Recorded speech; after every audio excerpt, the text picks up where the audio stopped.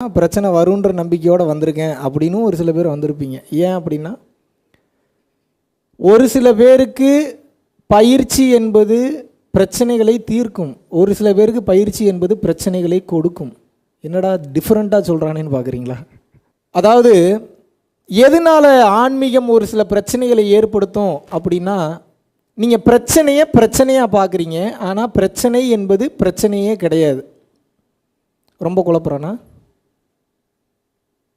கொஞ்சம் தெளிவாகவே சொல்கிறேன். இப்போது கார் ஒன்று ஓட்டிகிட்டு போயிட்டுருக்கீங்க. கார் ஒன்று ஓட்டிகிட்டு போயிட்டுருக்கும்போது எக்ஸலேட்டர் மட்டும் இருக்குது, பிரேக்குன்ற ஒன்று கண்டுபிடிக்கலன்னு வச்சுப்போம். என்ன ஆகும்? இப்போ கார் ஓட்டிகிட்டு போயிட்டு கார்னா தெரியாது அவங்களுக்கு, காடி உங்கள் இதுலேயே வரேன், நான் மலேசியன் பாஷையிலே வரேன். காடி ஓட்டிகிட்டு போயிட்டுருக்கீங்க, எக்ஸலேட்டர்ன்ற ஒன்று மட்டும்தான் இருக்குது, பிரேக்குன்ற ஒன்று இல்லைன்னு வச்சுப்போம். என்ன ஆகும்? அப்போது புல்லிங் ஃபோர்ஸ் அப்படின்னு ஒன்று இருந்தால் ஸ்டாப்பிங் ஃபோர்ஸ்ன்ற ஒன்று இருக்கணுமா இருக்கக்கூடாதா? ஏன் அது இருக்கணும்? ஏன் அது இருக்கணும் அப்படின்னா, நம்மளுடைய தன்மையை அப்போது தான் அது கொஞ்சம் உணர்த்தும். எஸ் ஆர்னோ? எப்பயுமே நான் எக்ஸலேட்டர்லேயே தான் காலை வச்சுக்கிட்டு இருப்பேன், பிரேக்கு பக்கம் நான் திரும்பவே மாட்டேன் அப்படின்னு நீங்கள் இருந்தீங்கன்னா, எப்படி அந்த வண்டி நிற்கும் என்பது போல 24 மணி நேரமும் பரவச நிலையிலே இருந்தீங்கன்னா நிலை தடுமாறி விடுவீர்கள். ஆன்மீகம் ஆனந்தத்தை தரும் என்பதே ஒரு மாபெரும் பொய். முதல்ல அது தெரிஞ்சுக்கணும். நீங்கள் அப்போ பரவச நிலைக்கெல்லாம் போக மாட்டேன்னா போவீங்க. அது எப்படி அப்படின்னா, இப்போ நீங்கள் கார் ஓட்டிகிட்டு போகிற வழியில் மரம், செடி, கொடி, வீடு, வாசல், வசதி அதையெல்லாம் பார்க்குற மாதிரி தானே தவிர அது எதுவும் உண்மை கிடையாது, கடந்து போயிடும். மரம், செடி, கொடி, வீடு, வாசல், வசதி நிரந்தரமானதா, நிலையானதா? அழிஞ்சிரும்ல என்னைக்காவது ஒரு நாள். அதுபோல் ஆனந்தம் என்பது வந்து வந்து போகின்ற ஒன்று, துன்பம் என்ற ஒன்றும் வந்து வந்து போகின்ற ஒன்று. ஆனந்தமும் துன்பமும் இல்லாத நடுநிலையான நிலைக்கு பெயர் நிம்மதியான நிலை. புரியுதா புரியலையா? நிம்மதி வேணுன்ற வார்த்தை தான் சரியாக இருக்குமே தவிர, உங்களுக்கு நான் ஆனந்தத்தை தருகிறேன் எனது வகுப்பிற்கு வாருங்கள், உங்களுக்கு நான் சந்தோஷத்தை தருகிறேன் என்னிடம் வாருங்கள், உங்களுக்கு மகிழ்ச்சியை தருகிறேன் என்னிடம் வாருங்கள் அப்படின்றது மாபெரும் பொய். இருந்தாலும் கூட அந்த பொய்யை நாங்கள் சொல்ல வேண்டியதாக உள்ளது. ஏன்? இல்லைன்னா வரமாட்டீங்க. ஏன்? கிளாஸில் வந்து உட்காந்துட்டா உங்களுக்கு புரிய வச்சுருவேன், கிளாஸில் வந்து உட்கார்றதுக்குள்ளே எவ்வளோ சேட்டை பண்ணுறீங்க. வரமாட்டேன், டைம் ஆகிடுச்சு, மழை வருது, எனக்கு இம்பார்ட்டன்ட் மீட்டிங் இருக்குது, நான் அங்கே போகணும், இங்கே போகணும், இதை பார்க்கணும், அதை பார்க்கணும். உங்களை பாருங்கள், ஒன்றும் இல்லைன்னு இந்த வாழ்க்கையை புரிய வைக்கிறதுக்குள்ளே நாங்கள் படுற அவஸ்தை எங்களுக்கு தான் தெரியும். இந்த இடத்துல உட்கார்றதுக்குள்ளே நான் படுற அவஸ்தை, வேதனை, கஷ்டம், கவலை, துயரம், துன்பம் நீங்கன்ற ஒன்றே கிடையாதான். அதுதான் உண்மையா? ஆனால் அந்த நீங்கன்ற ஒன்றை உணராத வரைக்கும், ஒன்றே இல்லை அப்படின்றத உணராத வரைக்கும் இல்லாத சீனெல்லாம் போடுவீங்க நீங்கள். அப்படி இருக்கேன், இப்படி இருக்கேன், நான் வசதியானவன், நான் அப்படிப்பட்டவன், நான் இப்படிப்பட்டவன். அப்போ உங்களுக்கு நான் என்ன பண்ண வேண்டியதாக இருக்குது? பொய் சொல்ல வேண்டியதாக இருக்குது. ஆனந்தத்தை தரேன் வாங்க, உங்களுக்கு அதை தரேன் வாங்க, உங்களுக்கு பொருளாதாரத்தை தரேன் வாங்க, உங்களுக்கு என்னென்னமோ தரேன் வாங்க. அப்போ என்ன தம்பி, இந்த ஆன்மீகத்தில் போனால் பொருளாதாரம் இதெல்லாம் வராதா?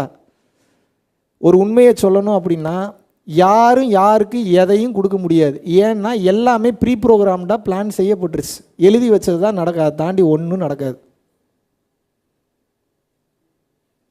நீங்கள் படுற கஷ்டத்துக்கு காரணமும் அதுதான், நீங்கள் படுற சந்தோஷத்துக்கு காரணமும் அதுதான். எது? Any guesses?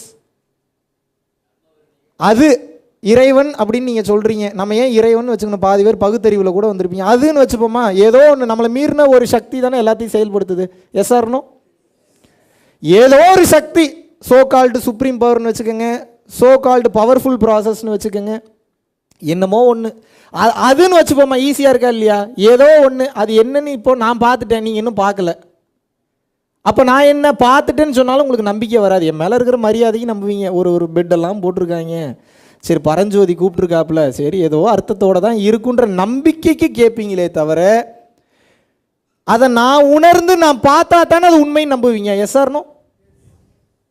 அப்போ நான் என்ன சொன்னாலும் உங்களுக்கு கதை தான். அப்போ நான் என்ன சொல்ல முடியும் அப்படின்னு வந்து பார்த்தீங்கன்னா, உங்களை நல்வழிப்படுத்த முடியும், வேற ஒரு பாதையில் சரியான பாதையில் நடக்க வைக்க தான் முடியும். உங்கள் கூடலாம் என்னாலாம் பயணம் பண்ணிட்டுலாம் வர முடியாது. நான் மட்டும் இல்லை, யார் நினச்சாலும் வர முடியாது. அப்போ ஆன்மீகம் என்பது ஆனந்தத்தை தராதா? ஆனந்தத்தை கொடுக்கும், ஆனால் நிரந்தர ஆனந்தத்தை கொடுக்காது. ஏன்னா ஆனந்தம் என்பதே ஒரு மாபெரும் மாயை. இப்போ நீங்கள் இதில் என்ன புரிஞ்சுக்கணும் அப்படின்னா, எப்படி ஒரு காருக்கு பிரேக்குன்ற ஒன்று இல்லை அப்படின்னா வண்டி நிற்காதோ, அதுபோல் உங்களுக்கு பிரச்சனைன்ற ஒன்றை கொடுக்கல அப்படின்னா திமிருத்தனம் ரொம்ப ஓவர் ஆயிரும். உங்களுக்கு கண்ட்ரோல்லே இருக்க மாட்டீங்க. நீங்கள் எல்லாமே சரியாக போச்சுன்னா நீங்கள் எதுக்கு என்னையே பார்க்க வரீங்க? நீங்கள் ஜாலியாக வீட்லேயே உட்காந்து காலாட்டிகிட்டே இருக்க மாட்டீங்க. இப்போ நான் ஒரு கேள்வி கேட்குறேன்னா, கரெக்டாக தான் தம்பி இருக்கேன், எனக்கு என்ன பிரச்சனைன்னு கேட்டிங்கன்னா, உங்கள்கிட்ட நான் மறுபடியும் ஒரு கேள்வியை கேட்பேன். கரெக்டாக தான் இருக்குன்றதுக்கு எந்த ஊரில் எந்த டிக்ஷனரியில் நீங்கள் டெஃபினிஷன் பார்த்தீங்க? அப்போ மகாவிஷ்ணுக்கு அந்த டெஃபினிஷன் தெரியுமா? எனக்கும் தெரியாது. அப்போ உன் வேலை என்னடா? எனக்கு ஒன்று மட்டும் தெரியும். என்ன? வேகமாக போகிற வண்டியை ஸ்லோ பண்ணி, இன்னும் ஸ்லோ பண்ணி, டெட் ஸ்லோ பண்ணி இப்போ வண்டியை நிப்பாட்டணும். எனக்கு அவ்வளோதான் தெரியும். மனதினுடைய வேகத்தின் வெளிப்பாடுகள் தான் சுகம் துக்கம். மனம் நின்று விட்டதென்றால் பரிபூரண ஆனந்த நிலை. ஆனந்த நிலைனா ஜாலியாக இருக்கிறதுக்கு பேர் ஆனந்த நிலை கிடையாது. ஆழ்ந்த அமைதி தான் உண்மையான நித்தியானந்த நிலை. நித்திய ஆனந்தம். நித்தியம் அப்படின்னா பரிபூரணம்னு அர்த்தம். இப்போ உங்களுக்கெல்லாம் என்ன வேணும் அப்படின்னா, கம்ப்ளீட்டாக தப்பாக ட்ரைவ் பண்ணியிருக்காங்க உங்களை பிறந்ததுலேருந்தே. சந்தோஷம் வேணும், சந்தோஷம் வேணும் தான், நீங்கள் மகிழ்ச்சியாக தான் இருக்கணும், நான் இல்லைன்னு சொல்லலை.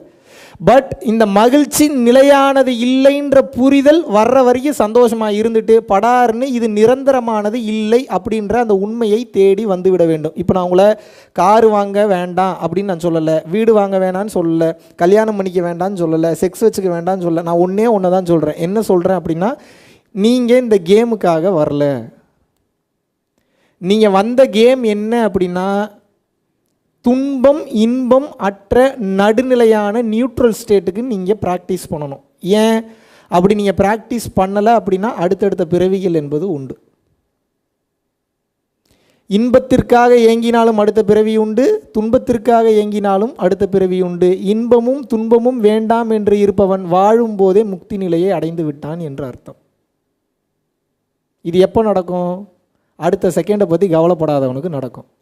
இப்போ நீ ரிசர்வ்டாப்பா, எனக்கு சீட்டு ரிசர்வ்டு கன்ஃபார்ம். பட் அது எண்டு ஸ்டேட் இல்லை. நான் அதை கடந்த உச்சகட்ட நிலைக்கு அருட்பெருஞ்சோதி நிலைக்கு போகணுன்னு நான் போராடிட்டு. இப்போ நான் செத்தாலும் எனக்கு அடுத்த பிறவி கிடையாது, பட்டயத்தில் எழுதி தரேன் உங்களுக்கு. பட் அதை கடந்த பல்வேறு நிலைகள் உண்டு. ஜீவதுரியம், பரதுரியம், சிவதுரியம், சுத்த சிவதுரியம், சுத்த சிவதுரியாதிதம், துவாதசாந்தம், அருட்பெரும் ஜோதி நிலை வரைக்கும் இருக்குது. நான் இப்போ அதுக்கு டார்கெட் பண்ணிகிட்ருக்கேன்.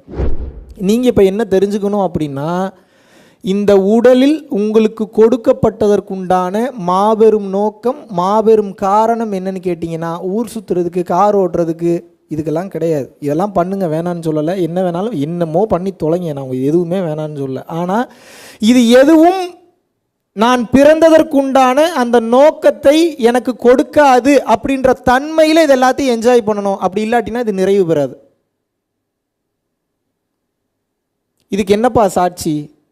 என்ன படிச்சிங்க? என்ன பிஹெச்டி படிச்சிருக்கீங்க, +2 தாண்டிட்டீங்க, என்ன வாழ்க்கை வாழ்கிறீங்க? மறுபடியும் எதுக்கு என்னைய தேடி வரீங்க?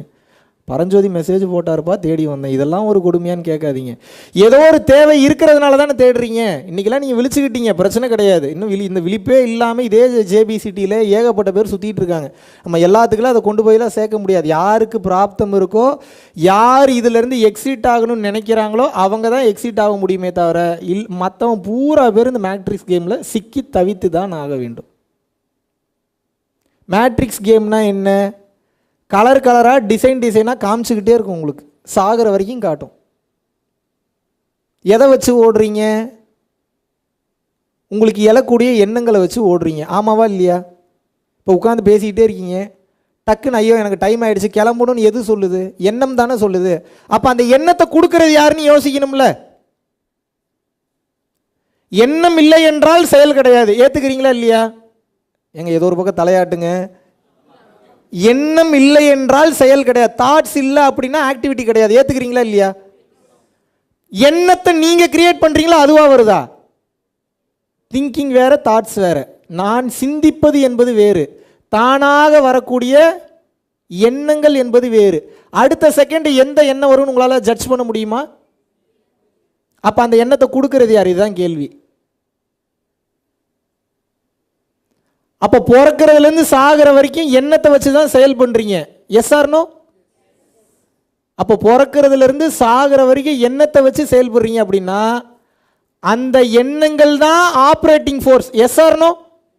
இப்போ அந்த எண்ணத்தை கொடுக்கறது யார்? இவ்வளோதான் என் கேள்வி.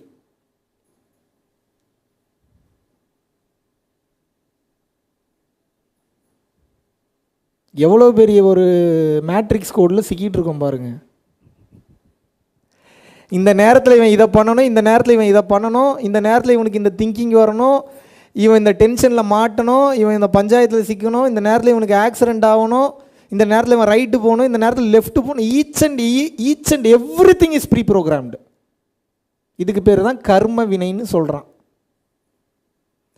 நீங்கள் பிறக்கும் போதே இது நிர்ணயிக்கப்பட்டு விட்டது. உங்களுக்கு ஜாதக கட்டம் 12 கட்டம் இதைத்தான் சொல்லும். உங்கள் வாழ்க்கையை மாற்றுறதுக்கு இல்லை ஜாதக கட்டம், என்ன அனுபவிக்க போறீங்கன்னு சொல்ல போகுது. Which means it is already preprogrammed, preplanned and destined very clearly.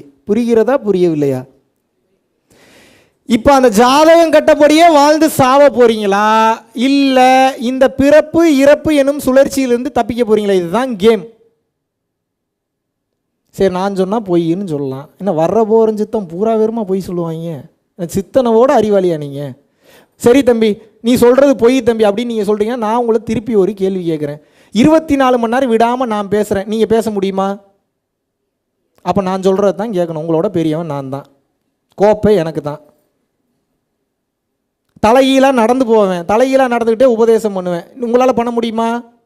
அப்போ நான் சொல்கிறது தான் கேட்கணும். நீங்கள்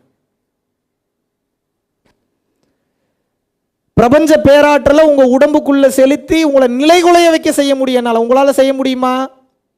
முடியும். இப்போ முடியுமா? அப்போ நான் சொல்கிறது தான் கேட்கணும். நீங்கள் நான் தான் பெரிய ஆள். புரியுதா புரியலையா உங்களுக்கு?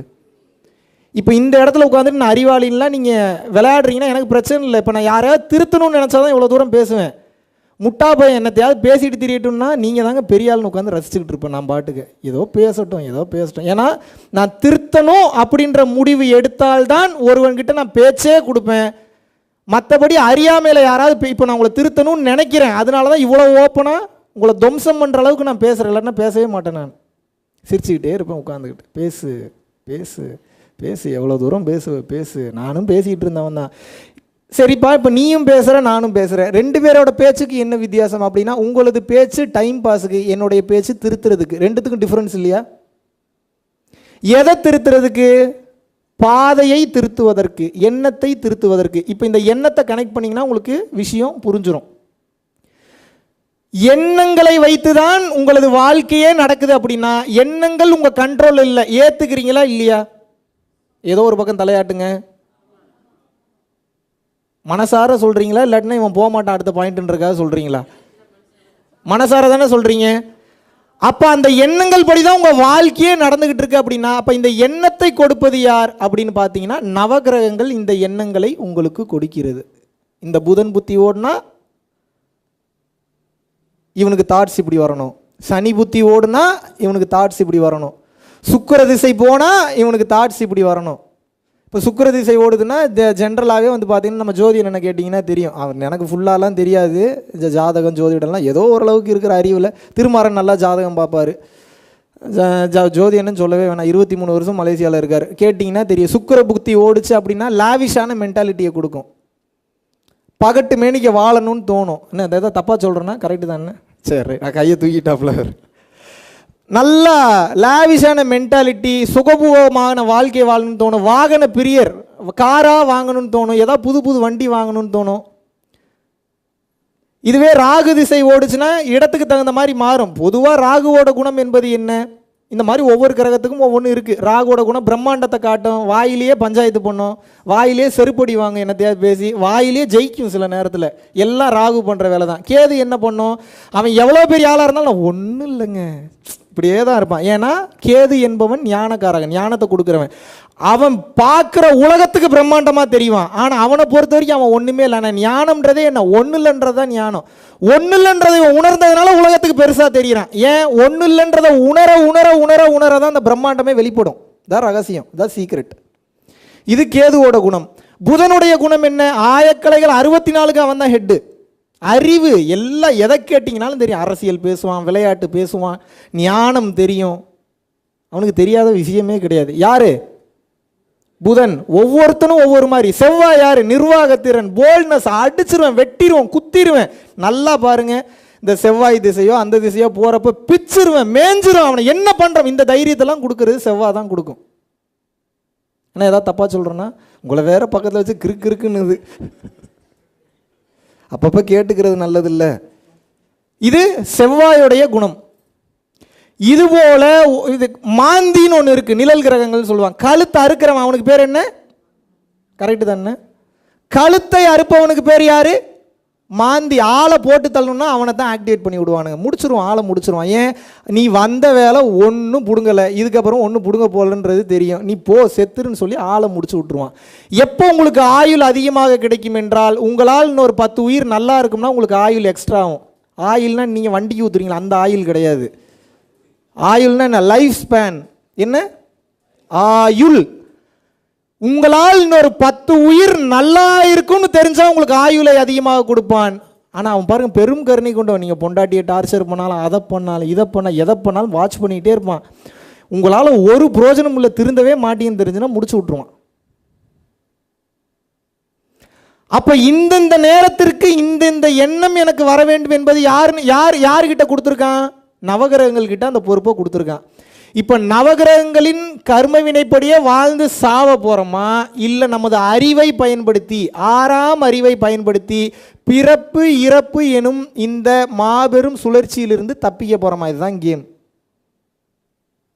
மனித உடல் கிடைக்கிறதே மாபெரும் அதிசயம். எப்படி மனித உடல் கிடைப்பதே, இதைத்தான் ஔவையார் என்ன சொன்னாங்க, அரிது அரிது மானிடராய் பிறத்தல் அரிது. அடேங்கப்பா, வார்த்தையை கவனிங்க. சும்மா படித்து மனப்பாடம் பண்ணிட்டு போகக்கூடாது, அதை ரசிக்கணும், அதில் ஆழமாக போகணும், போனால் தான் புரியும். அரிது, முதல் வார்த்தை என்ன, அரிது, கஷ்டமா. அப்புறம் இன்னொரு வார்த்தை என்ன, செகண்ட் வார்த்தை என்ன, மறுபடியும் அரிது தான். ஔவையார் மாதிரியான வாயிலிருந்து அரிதுன்னு வந்தாவே பெரிய மேட்ரு. 2 டைம் அரிது அப்படின்னு போட்டால் எவ்வளோ பெரிய மேட்ரு. அப்போ என்ன, அரிது அரிது, எது அரிதான், மானிடராய் பிறத்தல் அரிது. அடேங்கப்பா, மனுஷனாக பிறக்கிறதே பெரிய கஷ்டமா. அதனினும் அரிது, அதுவே கஷ்டமா. அதனினும் அதோட பெரிய கஷ்டம் ஒன்று இருக்கான். இப்போ நம்ம ஃபர்ஸ்ட் அரிதுல இருந்து தப்பிச்சிட்டோமா இல்லையா, மனுஷனா பிறந்துட்டோமா இல்லையா. அதனினும் அரிது, அதோட பெரிய கஷ்டம் ஒன்று இருக்கான். அது என்ன, கூன், குருடு, செவிடு, பேடு நீங்கி பிறத்தல் அரிது. அடேங்கப்பா, கூன் இல்லாமல், குருடு இல்லாமல், செவிடு இல்லாமல், முழுதாக ஆணாக முழுதாக பெண்ணாக பிறப்பது ரொம்ப ரொம்ப ரொம்ப ரொம்ப ரொம்ப ரொம்ப ரொம்ப ரொம்ப ரொம்ப ரொம்ப ரொம்ப எத்தனை ரொம்ப வேணாலும் போட்டுக்கோங்க, அவ்வளோ பெரிய கஷ்டமா. இப்போ இது 2லையும் பாஸ் பண்ணிட்டோமா இல்லையா, நம்ம பாஸ் பண்ணிட்டோமா இல்லையாங்க. சரி, இப்போ பாஸ் பண்ணிட்டீங்க. இப்போ என்ன பண்ணணும் இந்த உடம்பை வச்சு, உடம்பார் அழியின் உயிரார் அழிவர், திடம் பட மெய் ஞானம் சேரவும் மாட்டார், உடம்பை வளர்க்கும் உபாயம் உணர்ந்த பின் உடம்பை வளர்த்தேன் உயிர் வளர்த்தேனே. யாரு யார் சொன்னது இது, திருமூலர். உடம்பார் அழியின் உயிரார் அழிய, உடம்பு போயிருச்சுன்னா உயிர் போயிரும். உயிர்னா என்ன, ஆன்மா போயிடும், மறுபடியும் அடுத்த பாடி மனுஷனாக கிடைக்கிறதெல்லாம் கன்ஃபார்ம்லாம் பண்ண முடியாது. நாயா பேயா குதிரையாக கூட பிறக்கலாம், மறுபடியும் அதிலிருந்து வர்றதுக்கு ரொம்ப டீக்ரேட் ஆகிடுவீங்க. எப்போ, புண்ணிய செயல்கள் செய்யவில்லை என்றால். உடம்பாரடியின் உயிரார் அழிவர், திடம்பட மெய்ஞானம். திடம்பட மெய்ஞானம்னா என்ன, ஸ்ட்ராங்கான மெய்ஞானம் வரவே வராதான் உடம்பு போயிருச்சுன்னா. திடம் பட மெய் ஞானம் சேரவும் மாட்டார், வராதரா அவனுக்குன்றாப்புல. உடம்பை வளர்க்கும் உபாயம் உணர்ந்த பின், எப்படி எழுதியிருக்காப்புல பாருங்க, என்ன ஞானம், என்ன ஒளியாற்றல். உடம்பை எப்படி வளர்க்குறது, எப்படி இப்படி வளர்க்குறதா, ஹெல்த்தியாக வளர்க்கணும். உடம்பை வளர்க்கும் உபாயம் உணர்ந்த பின். உண்மையான ஹெல்த்தி பாடி எப்படி இருக்கும்னா, வள்ளலார் எப்படி இருந்திருப்பார் தெரியுமா? நீங்கள் பார்க்குறதெல்லாம் வள்ளல் பெருமானுடைய உருவமே கிடையாது. எலும்பும் தோலுமா, பார்க்குறதுக்கு விகாரமாக, கன்றாவியாக, கேவலமாக, எப்போ பார்த்தாலும் சோகமாக இருப்பார். அவர் தான் வள்ளலார். இன்றைக்கி நல்ல தேஜஸாக ஒயிட் கலர் ஃபோட்டோவை போட்டு பூரா ஏமாற்றிட்டு இருக்காங்க. ஏன்? ஆன்ம பலம் பொருந்தியவனுக்கு உடல் பலம் இருப்பது போல தெரியும், ஆனால் இருக்காது. ஏன்? ஆன்ம பலம் உடல் பலத்தை விட பல லட்சம் கோடி மடங்கு ஆற்றல் மிக்கது. இப்படி தட்டினார்னா அடித்து அடுக்கி மேலே இருந்து லைட்னிங் வரும். லைட்னிங்னா என்ன? மின்னல் வெட்டும் தொட்ட இடத்துல. இதுதான் ஆன்ம பலம். நமக்கு தேவை ஆன்ம பலமா உடல் பலமா? நல்லா சாப்பிட்டு உடல் பலத்தை மட்டும்தான் ஏற்றி வச்சிருக்கோம். ஆன்ம பலம் எங்க?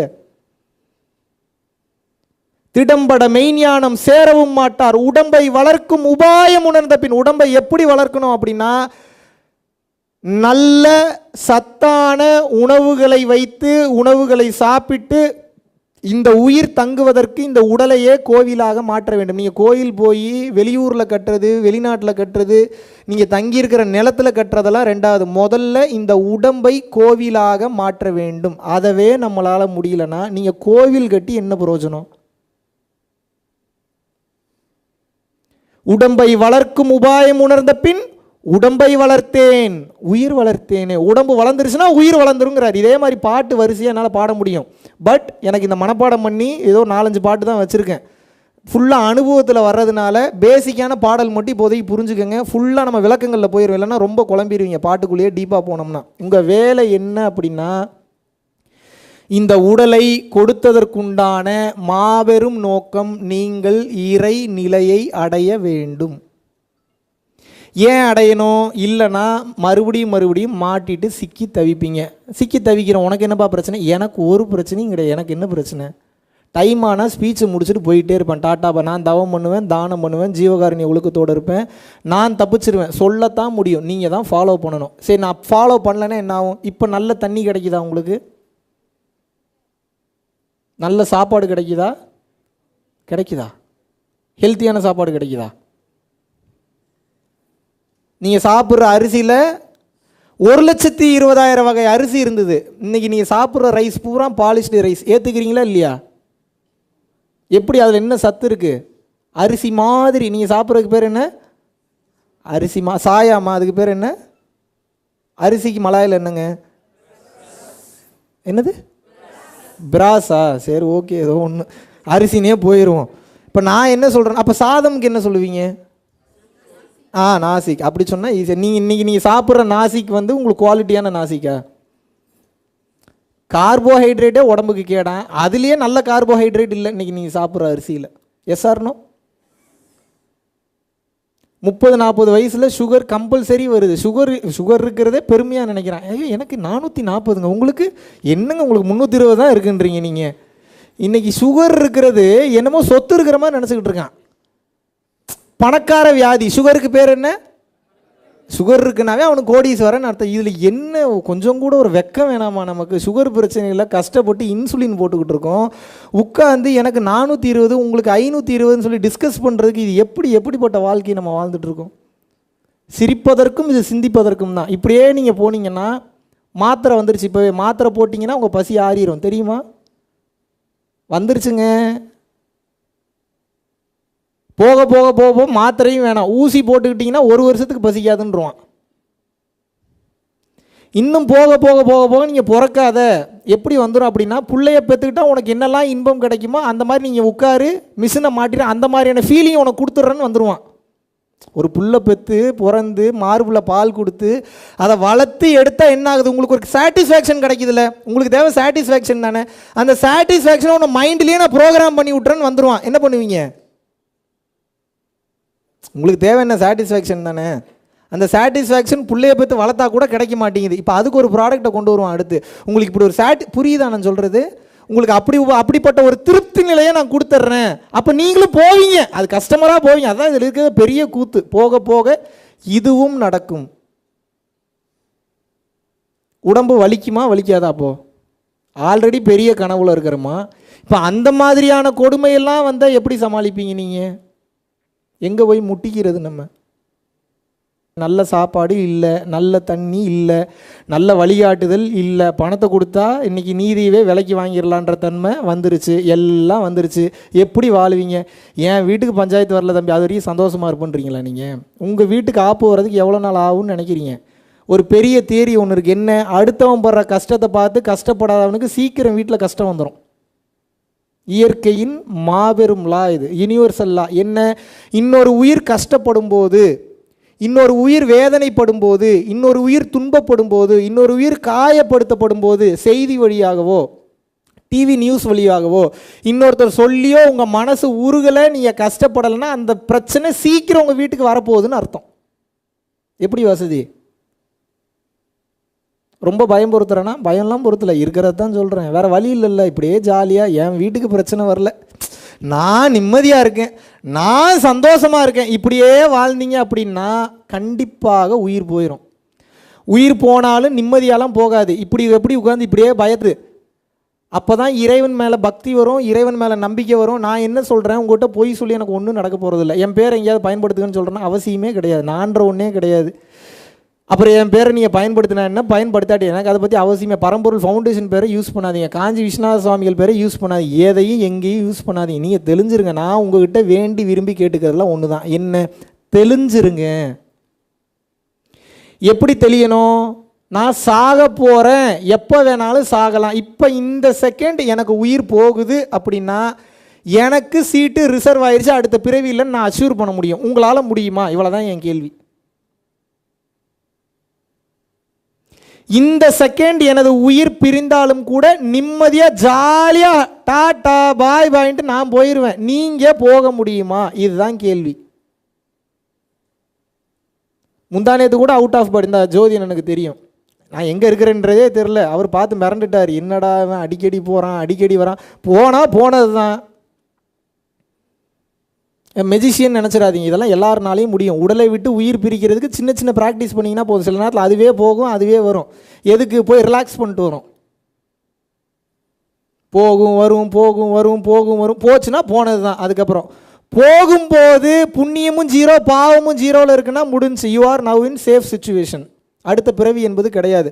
புண்ணியம் நம்பர் 1 இருந்தாலும் பாவம் நம்பர் 1 இருந்தாலும் இல்லை நம்பர் 1 தாண்டி பல நம்பர் இருந்தாலும் அடுத்த பிறவிகள் என்பது உண்டு. மாட்டிக்கிட்டு தவிப்பீங்க. மலேசியாவில் பிறந்து நல்ல அப்பா அம்மாவுக்கு பிறந்துட்டீங்க, பிரச்சனை இல்லை. ரொம்ப மோசமான நாடு சவுத் ஆஃப்ரிக்கா மாதிரியான ரொம்ப கஷ்டப்படக்கூடிய,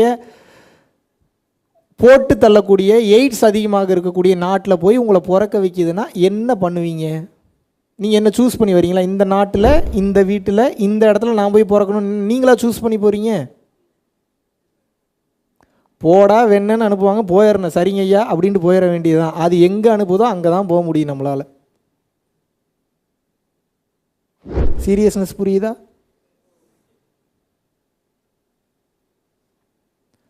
உங்கள் மனைவியை நீங்கள் சூஸ் பண்ணலாம், உங்கள் அப்பா அம்மாவை சூஸ் பண்ண முடியுமா நீங்கள்? அப்போ இதை நிர்ணயிக்கிறது யார்? அவன் தான் நிர்ணயிக்கிறான். அவன் எதை வச்சு நிர்ணயிக்கிறான்? நீங்கள் செய்கிற பாவ புண்ணியத்தை வச்சு நிர்ணயிக்கிறான். நீங்கள் செய்கிற பாவ புண்ணியத்தை பொறுத்து நல்ல அம்மாவா நல்ல அப்பாவா, கெட்ட அம்மாவா கெட்ட அப்பாவா, வசதியான வீடா வசதி இல்லாத வீடா, நோயுள்ள உடம்பா நோய் இல்லாத உடம்பா, நல்ல நோய் இல்லாத உடம்புல அப்புறம் நோய் கொடுக்கணுமா இல்லை கொடுக்கக்கூடாதா? இது எல்லாமே எதை பொறுத்தது என்றால் நீங்கள் செய்யும் செயல்களை பொறுத்தது. செயல்கள் எதை பொறுத்தது? பாவ புண்ணியங்களை பொறுத்தது. புரிஞ்சுதா புரியலையா? ஈஸியாக போச்சு உங்களுக்கு. ஏதோ வாழ்ந்து அப்படியே எவன் எப்படி போனால் எனக்கு என்ன, நான் பாட்டுக்கு ஜாலியாக இருக்கேன், எனக்கு சாப்பாட்டுக்கு பணம் வருது, நான் சம்பாதிக்கிறேன், நான் வசதியாக இருக்கேன், நான் கோடி கோடியாக என்னத்தை கோடி கோடியாக வச்சு என்னத்தை பண்ண போகிறீங்க? நானும் பரஞ்சோதி என்ன நேற்று தான் அப்போ பேசிட்டு போயிட்டு இருக்கும்போது அவர் வீட்டு பக்கத்தில் ஒரு பில்டிங், அவர் பேர் எனக்கும் தெரிஞ்சாலும் சொல்ல மாட்டேன். எத்தனை கோடின்னு இருக்கும் அந்த வீடு? மலேசியனோட கரன்சிக்கு உங்களுடைய கால்குலேஷன் படி 1.8 மில்லியன் வீடு, வால்வோ காரு அத்தனை வச்சுருந்தாப்புலன்னா அப்போ நீங்கள் புரிஞ்சுக்கணும், இப்போ அவர் இல்லை. ஏன்? இதய துடிப்பு ஸ்லோவாகி ஆளே அவுட்டு. ஏன்? அவர் பார்த்த தொழில் அந்த மாதிரி தொழில். அது என்ன தொழில்னா அப்புறம் அவர் உயிர் எடுங்க, என்கிட்ட கேட்காதீங்க.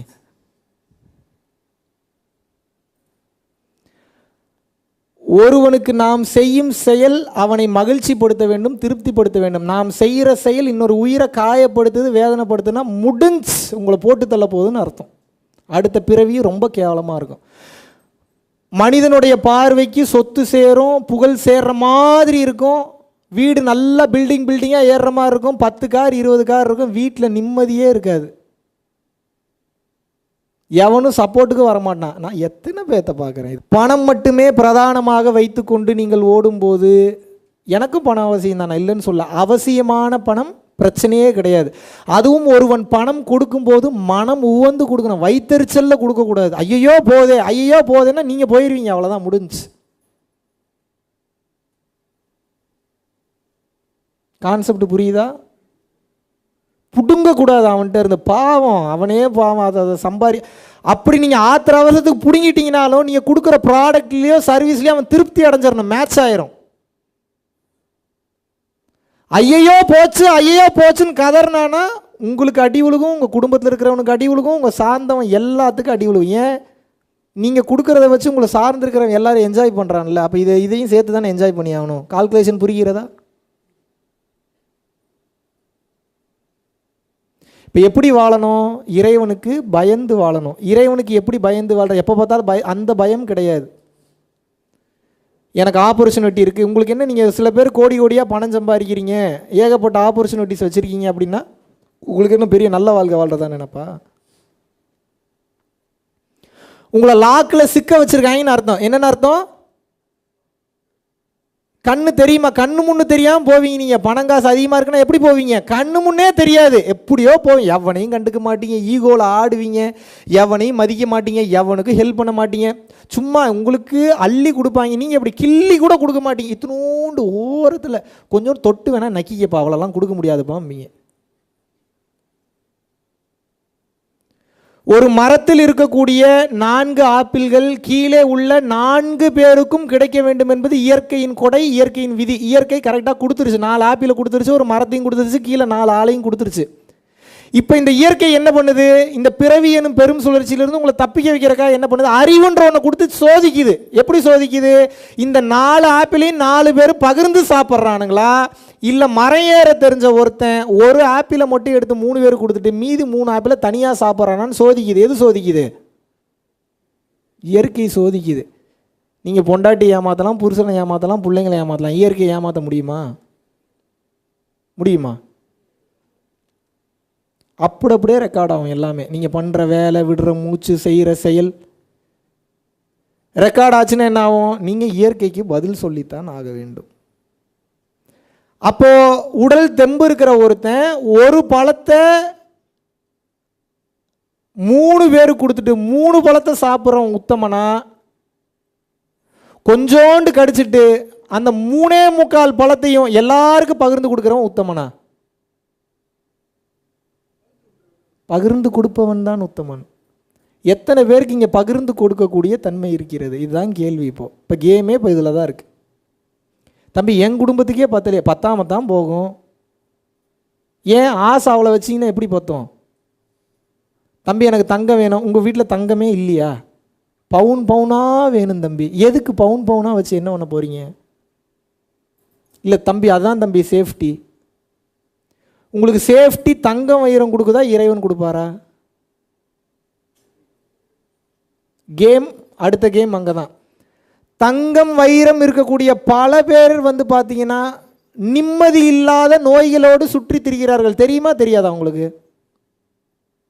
தங்கம் வைரம் சம்பாதிக்கிறேன், பணம் சம்பாதிக்கின்ற பேரில் பாவத்தை அதிகமாக சேர்த்து கொண்டு சஃபர் ஆகி கொண்டு இருக்கிறார்கள். ஏற்றுக்கிறீங்களா இல்லையா? தங்கம் இருக்கும், வைரம் இருக்கும், பேங்க் பேலன்ஸ் இருக்கும், உடம்புல நோய் இருக்கும் கூடவே. எப்படி என்ஜாய் பண்ணுவீங்க?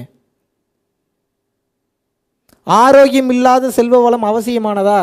எப்படி பயன்படும் உங்களுக்கு? எந்த விதத்தில் பயன்படும்? எப்படி அதை வச்சு எப்படி பயன்படுத்துவீங்க? அப்போ இறை என்ன பண்ணுது அப்படின்னா, உங்களை அடுத்தடுத்த கட்டம் வளர்ச்சிக்கு எப்படி தெரியுமா கொண்டு போகும்? உங்கள் வாழ்க்கையை நான் வாழ முடியாது, என் வாழ்க்கையை நீங்கள் வாழ முடியாது. இருந்தாலும் இப்போ இருக்கக்கூடிய சுச்சுவேஷனில் நீங்கள் எப்படி வாழணும்னு நான் சொல்லித்தரேன், நல்லா புரிஞ்சுக்கோங்க. பிரச்சனை வரத்தான் செய்யும், சாகிற வரைக்கும் வரும். ஏன்னா அதுக்கு பேர் பிரச்சனை இல்லை, புரிதல் இல்லாதனால அதுக்கு பேர் பிரச்சனை. எனக்கும் தான் பிரச்சனை வருது, எனக்கும் தான் பஞ்சாயத்து வருது. ஆனால் நான் எல்லாத்துலேயும் தப்பிச்சு வந்துக்கிட்டே இருக்கேன். ஏன் நான் கடவுளோட குழந்தையா? அப்போ நான் கடவுளோட குழந்தை, நீங்கள் என்ன சாத்தானோட குழந்தையா? நீங்கள் எல்லாரும் இங்கே கடவுளோட குழந்தை தான். ஏன் எனக்கு சொல்யூஷனும் பின்னாடியே வந்துடுது அப்படின்னா, எனக்கு பிரச்சனை வரும்போது அதை நான் பிரச்சனையாக பார்க்கல, அதை நான் சேலஞ்சாக பார்க்குறேன். என்னவா பார்க்குறேன்? நீங்கள் பிரச்சனையாக பார்க்குறீங்க, வலிக்குது. நான் என்னவா பார்க்குறேன்? சேலஞ்சுனா என்ன? அதை எப்படி சால்வ் பண்ணணும்னு பார்ப்பேன். எப்படி பார்ப்பேன்? எப்படி இந்த சேலஞ்சை நான் எப்படி சால்வ் பண்ணுறது? அப்போ எனக்கு ரூட் கிடைக்குமா கிடைக்காதா? ஏன் என்னுடைய மனம் இந்த சேலஞ்சுக்கு உண்டான பதிலை தேடுகிறது.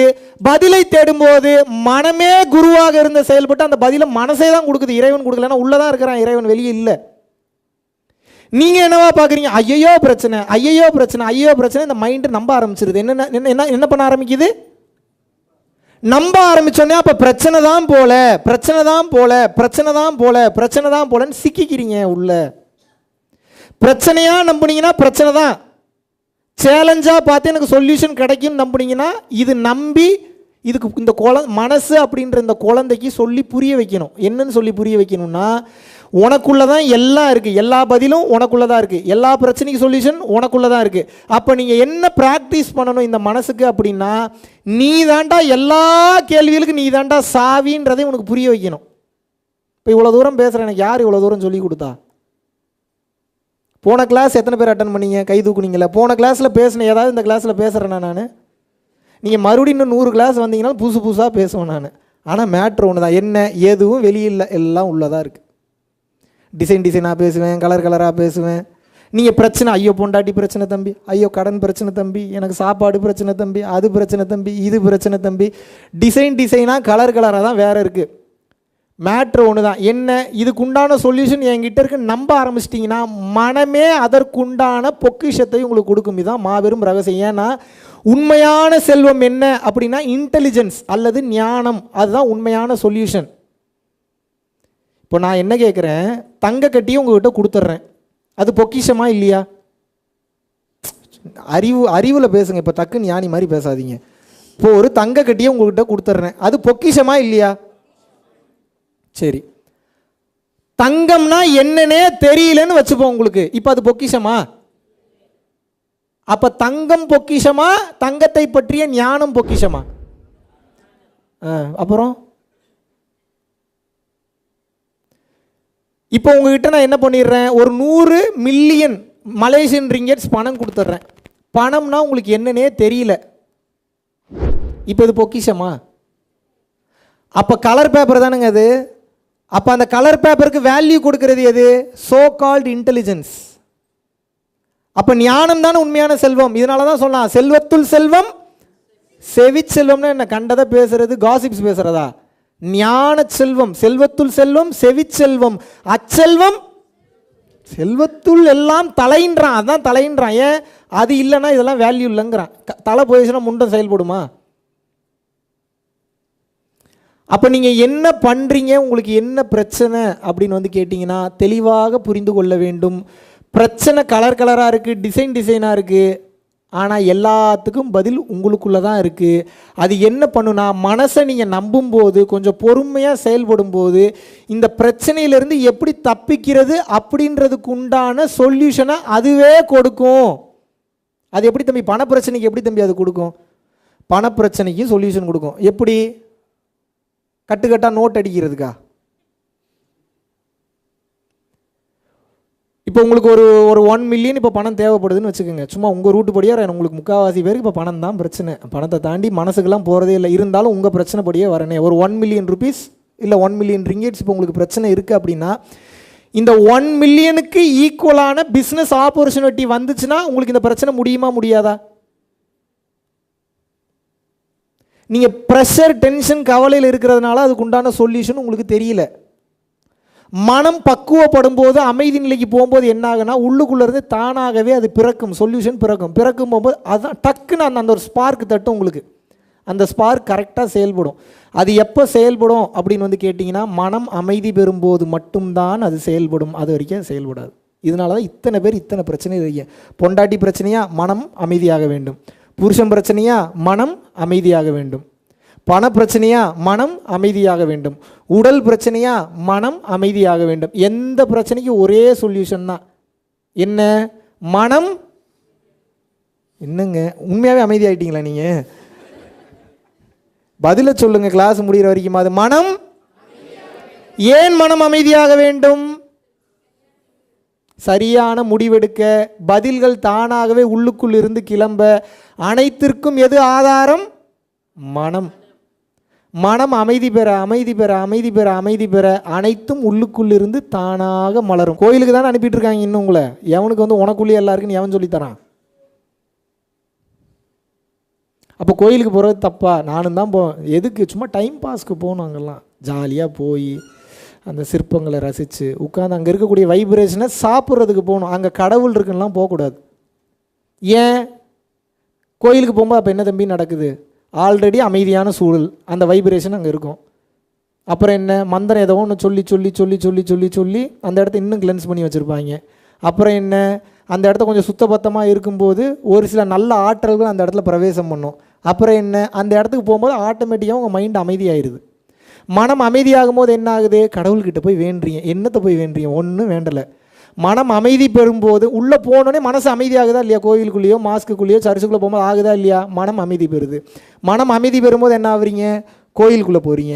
கோயிலுக்குள்ளே போய் மனம் அமைதியாகும் போது வேண்டுறீங்கள, உள்ளுக்குள்ளே இருக்கக்கூடிய கல் கொடுக்கல. மனம் அமைதியானதனால் உங்களுக்குள் இருக்கக்கூடிய உங்களது ஆன்மாவே பதிலாக அமைகிறது. மனம் அமைதி பெற்று ஒருநிலைப்படுத்தும் போது எது கேட்டாலும் அப்படியே நடக்கும். இதுதான் மாபெரும் ரகசியம். இப்போ கோயில் மாஸ்க்கு சர்ச்சுக்கெல்லாம் என்ன வேலை? ஒரே வேலை தான். என்ன?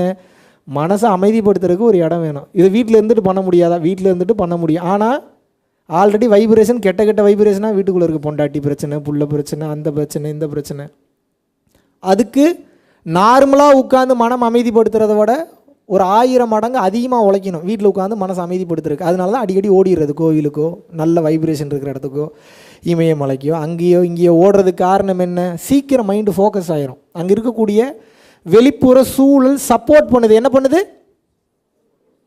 ஆக மொத்தம் மேட்ரு எங்கே இருக்குது? வெளியே இருக்கா? எங்கே இருக்குது? உள்ளே தான் இருக்குது. எதுவுமே வெளியே கிடையாது. வெளியே சரியாகணும்னா உள்ளே சரியாகணும். உள்ளே சரியாகாமல் வெளியே சரியாகாது. புரிகிறதா? புரியவில்லையா? இந்த மனதை பற்றி புரிந்து கொள்ள வேண்டும். மனம் என்ன சொல்லுது? காசு வேணும்னு ஆசைப்படுது. மதங்கள் ஆரம்பிக்கப்பட்ட நோக்கம் வேறு. ஆனால் மத போதர்கள் நிறையா பேர் சுயநலத்தன்மையில் இருக்கிறதுனால மதம் ஆரம்பித்த நோக்கத்தையே மாற்றிவிட்டார்கள். இறைவன் மேலே நம்பிக்கை இல்லாமல் பணம் தான் வாழ்க்கையை நடத்துதுன்னு ஃபுல்லாக நம்ப ஆரம்பிச்சிட்டாங்க. சொல்லி கொடுக்குறவங்க பூரா இறையை 100% நம்பினா தானே இறை சப்போர்ட் பண்ணும். பணத்தை நம்பினா பணம் தானே சப்போர்ட் பண்ணும். அப்போ பணத்தை நம்பினா என்ன ஆகும்? பணத்தின் மூலியமாக நோக்கம் போகும், பணத்தை சம்பாதிக்க எண்ணம் போகும், பணமே பொழப்பாக போகும். ஒரு கட்டத்துக்கு மேலே மனிதனையும் செத்து விடும், மருந்து விடும். புரிகிறதா? புரியவில்லையா? அப்போ பணத்தை பிரதானமாக வைத்து போகும்போது மூச்சு மாறும், லுக்கு மாறும், ஸ்பீச் மாறும், எல்லாம் மாறும். அன்பை அடிப்படையாக வைத்து போகும்போது இந்த உயிரை எதை சொல்லி லிபரேட் பண்ணலான்றதுலேயே தான். லிபரேட்னா என்ன? விடுதலை அடைய வைக்கிறது. இப்போ ஒன்றும் இல்லை, உங்களுக்கு எவ்வளோ பெரிய பிரச்சனையாக வந்தால் அந்த பிரச்சனையை என்னால் சரி பண்ணவே முடியலன்னா கூட ஒன்றும் இல்லைப்பா, சரியாயிரும் போப்பா, ஒன்றும் இல்லைப்பா, பார்த்துக்கலாம்ப்பானா அது எவ்வளோ பெரிய ஒரு நம்பிக்கையை கொடுக்குது. அதே இன்றைக்கி பண்ண மாட்டாங்க எவனுமே. இந்த உலகத்திற்கு சக்ஸஸ்ஃபுல்லான பர்சன்ஸ் போதும். நிறைய சக்ஸஸ்ஃபுல்லான பர்சன் இருக்கான். கோடீஸ்வரனுங்க போதும். எவன் கோடீஸ்வரன்? இயற்கை ஒருத்தன் தான் கோடீஸ்வரன். இயற்கைக்கிட்ட இருந்து பிடுங்கி பத்திரமா இது என்னோடதுன்னு பட்டா போட்டு வச்சுருக்கிற பேர் கோடீஸ்வரனா? இயற்கை ஒருவனை தவிர இங்கே யாருமே கோடீஸ்வரன் கிடையாது. அப்போ இயற்கைக்கிட்டேருந்து பிடுங்கி பிடுங்கி பிடுங்கி பிடுங்கி நான் வாழ்கிற வரைக்கும் 10 தலைமுறையை தாண்டி எனக்கு சொத்து சேர்த்து வைக்கணும்னு சேர்த்து வச்சவன் எப்படி கோடீஸ்வரன் ஆக முடியும்? வாய்ப்பு இருக்கா? இப்போ நான் என்ன பண்ணணும்? ஒவ்வொருத்தனும் இந்த மனநிலையில் இருக்கணும். நடக்கிற காரியமாக இது எங்கே பிரச்சனை பாருங்கள். இப்போ என்ன பண்ணணும்? கட் அண்ட் ரைட்டாக தெளிவாக பக்காவாக. சிங்கப்பூருக்கு எப்படி இவ்வளோ சூப்பர் சிட்டியாக மாறிச்சு? லீ குவான் யூன்ற ஒரு மிக சிறந்த ஆட்சியாளன் கிடைச்சதுனால கட்டுக்கோப்பாக அந்த அரசாங்கம் நடக்குது. சின்ன சின்ன பஞ்சாயத்துகள் இருக்கத்தான் செய்யும், அதெல்லாம் விட்டுருங்க, எந்த நாட்டிலையும் அது இருக்கும். பட் தி பெஸ்ட் கண்ட்ரின்னு பேர் எடுத்திருக்கா இல்லையா? ஏன்? ஆட்சியாளன் சரியாக இருந்தான். அப்போ இந்த உண்மையை, இந்த ஆன்மஞான ரகசியத்தை உணர்ந்த தெரிந்த எல்லா உயிர்களையும் தன்னுயிர் போல கருதக்கூடிய ஒரு ஆட்சியாளன் மெயினான பொசிஷனில் இருந்தால் தான் அப்படிப்பட்ட சட்டத்தை போடுவான், அப்படிப்பட்ட புத்தகங்கள் கல்வியாக கொடுப்பான். அந்த கல்வி ஞானமாக போகும். சின்ன வயசுலேருந்தே இதை சொல்லி பழக்கணும். நீங்கள்லாம் களிமண் மாதிரி, நீங்கள்லாம் எப்படிப்பட்ட ஆள், இன்க்ளூடிங் மீ, நான் என்னையும் சேர்த்துக்கிறேன். நம்மெல்லாம் எப்படிப்பட்ட ஆள், எப்படி செதுக்கிறோமோ எப்படி செய்கிறோமோ அப்படி தான் வருவீங்க. சின்ன வயசுலேருந்தே பணம் பணம் பணம் பணம் பணம் பணம்னு வளர்த்ததுனால பதிஞ்சிருச்சு. இப்போ அப்படி தான் செயல்படும் உங்கள் சாஃப்ட்வேரு. சின்ன வயசுலேருந்தே குணம் குணம் குணம் குணம் குணம் குணம்னு சொல்லியிருந்தீங்கன்னா மாறி இருப்பீங்க. மாறலைன்னா என்ன, 2 அடி அடித்து 2 மிதி மிதிச்சிருந்தா மாறுவீங்களா மாட்டிங்களா? இன்னைக்கு கையை வைக்கணும்னு போனாவே கேஸ் போட்டுறீங்களே. இப்போ சொல்லுங்கள், கோடி ரூபாய் பணமோ கோடி கோடியாக சொத்தோ இல்லை மற்ற விஷயங்களோ உண்மையாகவே நமக்கு ப்ராப்பர்ட்டியா, அது சொத்தா? இருந்தாலும் அதெல்லாம் விட்டுருங்கன்னு நான் சொல்ல, அதெல்லாம் சம்பாரிச்சுக்கோங்க, வேறு வழி இல்லை. இன்றைக்கி இருக்கக்கூடிய காலகட்டத்தில் அதெல்லாம் நம்ம சம்பாரித்து தான் ஆகணும். அதெல்லாம் இல்லைன்னா அடுத்த கட்டம் போக முடியாது. படிங்க, டிகிரி வாங்குங்க, ஆனால் இதனால் ஒரு புரோஜனமும் இல்லைன்ற தன்மையிலேயே இதெல்லாம் செய்யணும். இன்றைக்கி நானும் தான் இப்போ பணம் அவசியம் இல்லைன்னு சொன்னாலும் எனது ஃபவுண்டேஷனுக்கும் அன்னதானத்துக்கு பணம் தேவைப்படுகிறது. எல்லா உயிர்களுக்கும் சாப்பாடு போகணுன்ற தன்மையில் நான் வந்திருக்கேன். அதுக்குண்டான வேலையை நான் செய்து தான் ஆகணும். Yes or no? இதுபோல் உங்களது தேவைகளுக்கு உண்டான விஷயத்தை நீங்கள் அவங்க செஞ்சு தான் ஆகணும். ஆனால் ஒன்று தெரிஞ்சுக்கணும், என்ன, இது எதுவும் நம்மளை கரை கொண்டு போய் சேர்க்காது. இந்த தன்மையோடவே எல்லா வேலையும் பார்க்கணும். புரியுதா புரியலையா? சரி, இப்போ என்னை என்னதான்ப்பா பண்ண சொல்கிற நீங்கள்? உங்கள் எல்லா பிரச்சனைக்கும் சொல்யூஷன் என்கிட்ட இல்லை. நான் பார்த்துட்டேன், எல்லா சொல்யூஷனும் எனக்குள்ளே பார்த்துட்டேன். அதனால எந்தவித ஒளிவு மறைவுமின்றி அப்படியே ரகசியத்தை சொல்லித்தரேன், பிடிச்சிக்கங்க இருக்கமா. மறுபடியும் வெளியில் எதையும் தேடி சுத்தாதீங்க. மறுபடியும் இந்த கிளாஸை விட்டு வெளியில் போனால் உலகம் பெருசாக தெரியும், பப்பு பெருசாக தெரியும், பெண்கள் பெருசாக தெரிவாங்க, ஆண்கள் பெருசாக தெரிவாங்க, உடல் சுகம் பெருசாக தெரியும், எல்லாம் பெருசாக தெரியும். இதெல்லாம் மறந்த, ஏன்னா உலகம் அவ்வளோ பெருசாக இருக்குது. நான் சொல்கிறேன், உலகத்துக்கு முன்னாடி என்னை கொண்டு போய் நிறுத்துறீங்கன்னா உலகம் பெருசாக தெரியுமா, நான் பெருசாக தெரியும்ண்ணா? அப்போ எப்படி இதெல்லாம் ஞாபகம் இருக்கும்? மறந்துடுவீங்க தானே? Yes or no?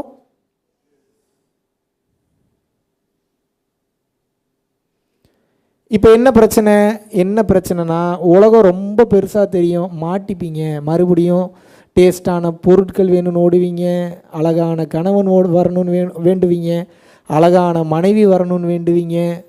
ப்ரூஸ்லி படம் பார்க்குற மாதிரி தான். படம் பார்த்து முடிக்கிற வரைக்கும் நம்மளும் அப்படி அடிக்கணும், இப்படி அடிக்கணும், இப்படி ஜம்ப் பண்ணணும், அப்படி ஜம்ப் பண்ணணும்னு தெரியும். படம் முடிஞ்சு தூங்கி எந்திரிச்சோன்னே ப்ரூஸ்லியும் மறந்துடுவார், கத்தாசும் மறந்துடும், கராத்தேவும் மறந்துடும். வழக்கம் போல் நம்ம பொழப்பை பார்ப்போன்னு ஓட ஆரம்பிச்சிருவீங்க. இதுதான் நடந்துக்கிட்டு இருக்கு. அப்போ உலகத்தை உணரணும்னாவே மனசுன்ற ஒன்று தேவைப்படுது. Yes or no? உடல் இருந்தாலும் உயிர் இருந்தாலும் மனம் என்ற ஒன்று இல்லை என்றால் உலகத்தினால் ஒரு பிரயோஜனமும் கிடையாது. Yes or no?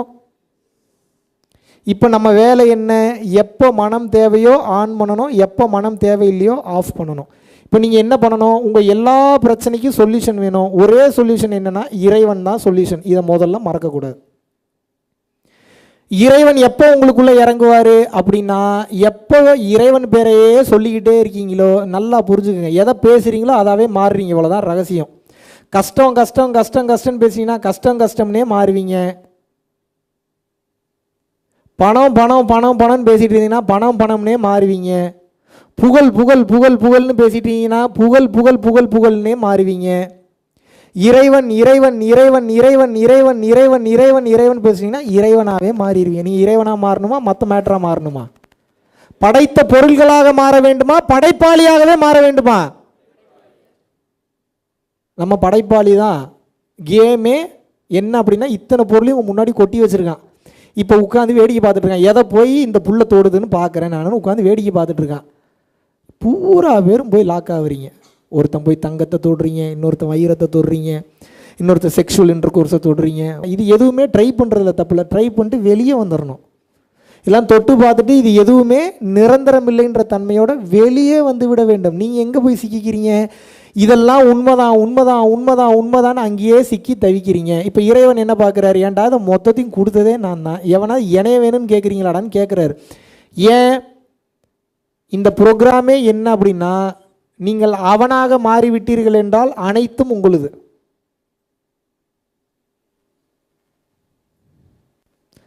அற்ப சுகத்துக்கு ஆசைப்பட்டு அது போதும் இது போதும் நிற்கிறதுனால நீங்கள் சிக்கி கொண்டு தவித்து கொண்டிருக்கிறீர்கள். புரிகிறதா புரியவில்லையா? இப்போ நீங்கள் என்ன பண்ணணும், சொல்யூஷனுக்கு ஏங்கணும். சொல்யூஷனுக்கு எல்லா விதமான சொல்யூஷனுக்கும் சொல்கிறேன். எப்படி ஏங்கணும், பிரச்சனை பிரச்சனை பிரச்சனை பிரச்சனைன்னு பார்க்காம, இறைவன் என்னை ஏதோ உணர வைத்திருக்கிறான், இறைவன் என்னை சரி செய்வான், இறைவன் என்னை சரி செய்வான், இறைவன் என்னை சரி செய்வான்ற தன்மையிலேயே ஒவ்வொரு டைம் மனசு போட்டு உங்களை அழுத்தும் போது நம்பணும் இறைவனை. ஒரு 2-3 வருஷம் ஆகும். இன்னைக்கு ஆரம்பிச்சிங்கன்னா, இன்னைக்கு ஆரம்பித்தாவே 2-3 வருஷம், அதுவும் ரெகுலராக அந்த ப்ராக்டிஸில் இருக்கும்போது. இறைவனாக மாறுவதும் ப்ராக்டிஸ் தான். எப்படி இறைவனாக மாறுவதும் ப்ராக்டிஸ் தான். எப்படி ப்ராக்டிஸ் பண்ணோம், இறைவன் பார்த்துப்பாரு, இறைவன் பார்த்துப்பாரு, இறைவன் பார்த்துப்பாரு, இறைவன் பார்த்துப்பாரு, இறைவன் முட்டாள்தனமாக தான் இருக்கும், உங்களுக்கு வேறு வழி இல்லை. ஏன், அது ஒரு மறைபொருள். அந்த பொருளிற்கு பேர் என்ன, மறைஞ்சு தான் இருக்குது. ஆனால் மறைஞ்சு இருக்கக்கூடிய அந்த மறைபொருள் தான் கண்ணிற்கு தெரியக்கூடிய அனைத்து காட்சி பொருள்களையும் இயக்குகிறது. புரிகிறதா புரியவில்லையா? கண்ணுக்கே தெரியாத மறைபொருளை பிடிச்சாதான் கண்ணுக்கு தெரியக்கூடிய காட்சி பொருள்களை உங்கள் வசப்படுத்த முடியும். நீங்கள் ஆசைப்பட்டு ஏங்குனீங்கன்னா கேட்டது மட்டும்தான் கிடைக்கும், அதனால ஒரு பிரயோஜனமும் உங்களுக்கு கிடையாது. ஆசைப்பட்டு வீடு கட்டினீங்க, நிம்மதியாக வாழ்கிறீங்களா? அந்த வீட்டில் ஆசைப்பட்டு கல்யாணம் பண்ணீங்க, நிம்மதியாக வாழ்கிறீங்களா? அங்கே உங்கள் பார்ட்னரோட பேரோட நிம்மதியாக வாழ்கிறீங்களா? என்கிட்ட பதில் சொல்லாதீங்க, நீங்களே சொல்லிக்கோங்க. ஆசைப்பட்டு கார் வாங்கினீங்க, 24 மணி நேரம் சந்தோஷமாகவே ஓட்டிக்கிட்டே இருக்கீங்களா? ஏன் காரு ஏன் காரு ஏன் அப்படி ஓட்டுறீங்களா? ஏதாவது எல்லாமே கரெக்டாகவே இருக்கு தம்பி, நீங்கள் சொல்கிறது பூரா இருந்தாலும் வெளியே போனால் பூரா மறந்துடுது.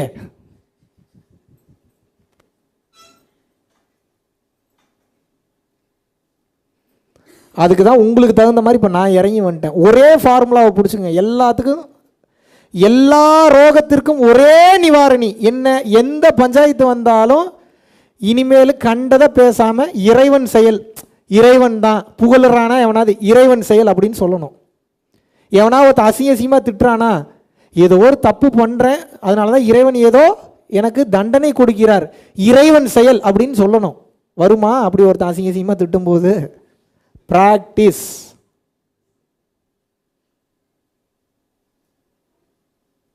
எங்கேயாவது குழியில் போய் கால் தடிக்கி கீழே விழுந்துட்டீங்களா? நல்ல வேலை காலோட போச்சு, இறைவன் செயல், தப்பிச்சிட்டேன்னு சொல்லணும். ஏன்னா இது பூரா டெஸ்ட் தான். பூமியில் பிறந்துட்டீங்கன்னாவே சாகிற வரைக்கும் உங்களுக்கு டெஸ்ட்டு தான். சொல்லுங்கள், சாகிற வரைக்கும் டெஸ்ட்டு தான். இந்த டெஸ்ட்டை எப்படி பாஸ் பண்ணணும்? நீங்கள் எது நடந்தாலும் இந்த பக்குவத்தை வளர்த்துக்கணும். இப்படி நீங்கள் வளர்த்தீங்கன்னா என்ன ஆகும்னு சொல்லலாமா? உங்களுக்கு தான் கூடவே பை ப்ராடக்டை சொல்லணும். எனக்கு என்ன கிடைக்கும், அதானே உங்கள் கேள்வி. என்ன நடக்கும்னா, இறைவன் இறைவன் இறைவன் இறைவன் சொல்ல சொல்ல உங்கள் உடம்புல இருக்கக்கூடிய பல லட்சம் கோடி செல்களில் இறைவன்ற வார்த்தை பதியும். பதிய பதிய என்ன ஆகுனா, செல்களுடைய இயக்கமே மாறும். இப்போ சயின்ஸ் பேசுகிறேன் நான், பேய் பிசாசுக்கு அதெல்லாம் பேசலை. உடல் என்பதே ஒரு மாபெரும் எந்திரம். இந்த எந்திரத்தில் என்ன மந்திரத்தை ஏற்றுறீங்களோ அப்படி தான் இந்த உடம்பு செயல்படும். இதான் ரகசியம். ஏன் நெகட்டிவாக திங்க் பண்ணாத பாசிட்டிவாக திங்க் பண்ணுன்னு சொல்கிறாங்கன்னா அது காரணம் இதுதான். அப்படி சொல்ல சொல்ல இந்த பாடி அதை நம்ப ஆரம்பிச்சிடும். இதுக்கு நல்லது கெட்டதெல்லாம் தெரியாது, எதை சொல்கிறீங்களோ அதை நம்பிடும் அது. இதனால தான் நல்லவங்க கூட சரி கெட்டவங்க கூட சேராதுன்னு ஏன் சொல்கிறான்னா, அவன் சொல்ல சொல்ல நீங்களும் நெகட்டிவாக மாறிடுவீங்க, அதை நம்ப ஆரம்பிச்சிடுவீங்க. புரியுதா புரியலையா? எல்லாரும் என்ன நினச்சிக்கிறாங்க, இப்போ என்கிட்ட யாராவது வந்து தம்பி நீங்கள் தான்ப்பா கடவுள், நீங்கள் தான் மகான்னா டக்குன்னு இறை செயலுங்க அப்படின்னு சொல்லுவேன். எல்லோரும் சார் எவ்வளோ பணிவு தன்னடக்கமாக இருக்கான்னு நினைப்பேன். அப்படிலாம் ஒரு மண்ணாங்கட்டியும் கிடையாது. ஏன் அப்படின்னா, ரெகுலராக இறைவன் பேரை சொல்லலை அப்படின்னா இந்த தன்மையிலேருந்து நான் கீழே இறங்கி போயிடும். புரியுதா புரியலையா உங்களுக்கு? பணிவுன்ற ஒன்றும் கிடையாது, தன்னடக்கம்ன்ற ஒன்றும் கிடையாது. கான்செப்ட் ஃபார்முலா தான் இங்கே வேலை செய்யும். ஒரு கட்டத்துக்கு மேலே இறைவன் இறைவன் இறைவன் இறைவன் சொல்ல சொல்ல அது பழக்கம் வழக்கமாக மாறி பதிஞ்சிரும் உங்களுக்குள்ள. பதிஞ்சோன்னே என்ன ஆகும்? அப்போ ஆட்டோமேட்டிக்காகவே இறைவன்றுவீங்க.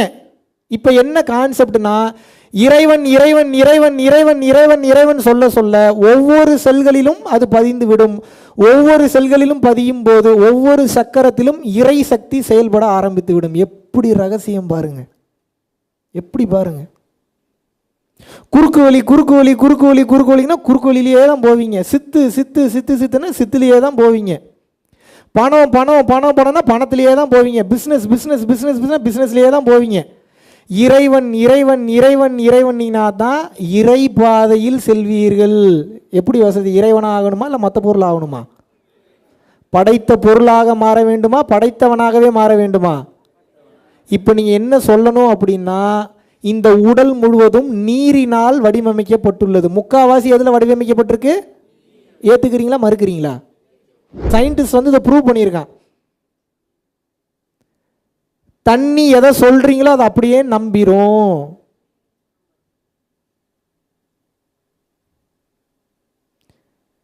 இப்போ நீங்கள் என்ன பண்ணணும் அப்படின்னா, ஒரே ப்ராக்டிஸ் தான், அத்தனைக்கு சொல்யூஷன். நீங்கள் இதை மட்டும் ப்ராக்டிஸ் பண்ணி பாருங்கள், உங்கள் வாழ்க்கை எப்படி மாறுதுன்னு மட்டும் பாருங்கள். இவ்வளோ தாங்க ரகசியம் தாங்க. மாற்றி மாற்றி ஏமாத்துறாங்க. லா ஆஃப் அட்ராக்ஷன் சொல்லி ஏமாத்துறாங்க. நான் தெரியாமல் தான் கேட்குறேன். எனக்கு பணம் வேணும்னு கேட்குறீங்க. பணத்து மூலிமா என்ன வரும்னு உங்களுக்கு எப்படி தெரியும்? நீங்கள் புத்திசாலியா இறைவன் புத்திசாலியா? மறுபடியும் பணம், லா ஆஃப் அட்ராக்ஷன், பணத்தை கேட்டால் வரும். நான் வரலன்னு சொல்லி, நான் தான் என்ன கேட்குறீங்களா அதான் வரும்ன்றேன்னு. புரியுதா புரியலையா? என்ன கேட்டாலும் வருங்க, வராதுலாம் கிடையாதுங்க. நீங்கள் புத்திசாலி படைச்ச பொருளை கேட்பானா படைச்சவனவே கேட்பானா? படைச்ச பொருள்ன்றது படைக்கப்பட்ட பொருள் தான். படைச்சவன் தான் சூத்திரதாரி, அவன் தான் ஃபார்முலாவை கிரியேட் பண்ணியிருக்கான். பணம் எப்படி அடிக்கணுன்ற மிஷினையும் கொடுத்து அத்தாரிட்டியும் கொடுத்தாச்சுன்னா பணம் எதுக்கு உங்களுக்கு? மிஷினும் அந்த அறிவும் போதுமே, அடித்து தள்ளுவீங்களே நீங்கள். இப்போ உங்களுக்கு இப்போ எது வேணும்? பணம் வேணுமா, அந்த இன்டெலிஜென்ஸ் வேணுமா? அந்த இன்டெலிஜென்ஸுக்கு இன்னொரு பேர் இறைவன் அர்த்தம். பேரறிவு இஸ் ஆல்சோ கால்ட் அஸ் இறைவன். புரிகிறதா புரியவில்லையா? இது அகத்தியர் என்ன சொல்றாருன்னா, சரி நான் சொன்னா தான் நம்ப மாட்டீங்க. அகத்தியர் என்ன சொல்றாருன்னா, இதை எவன் ஒருவனுக்கு தன்னடக்கம் அதிகமாகி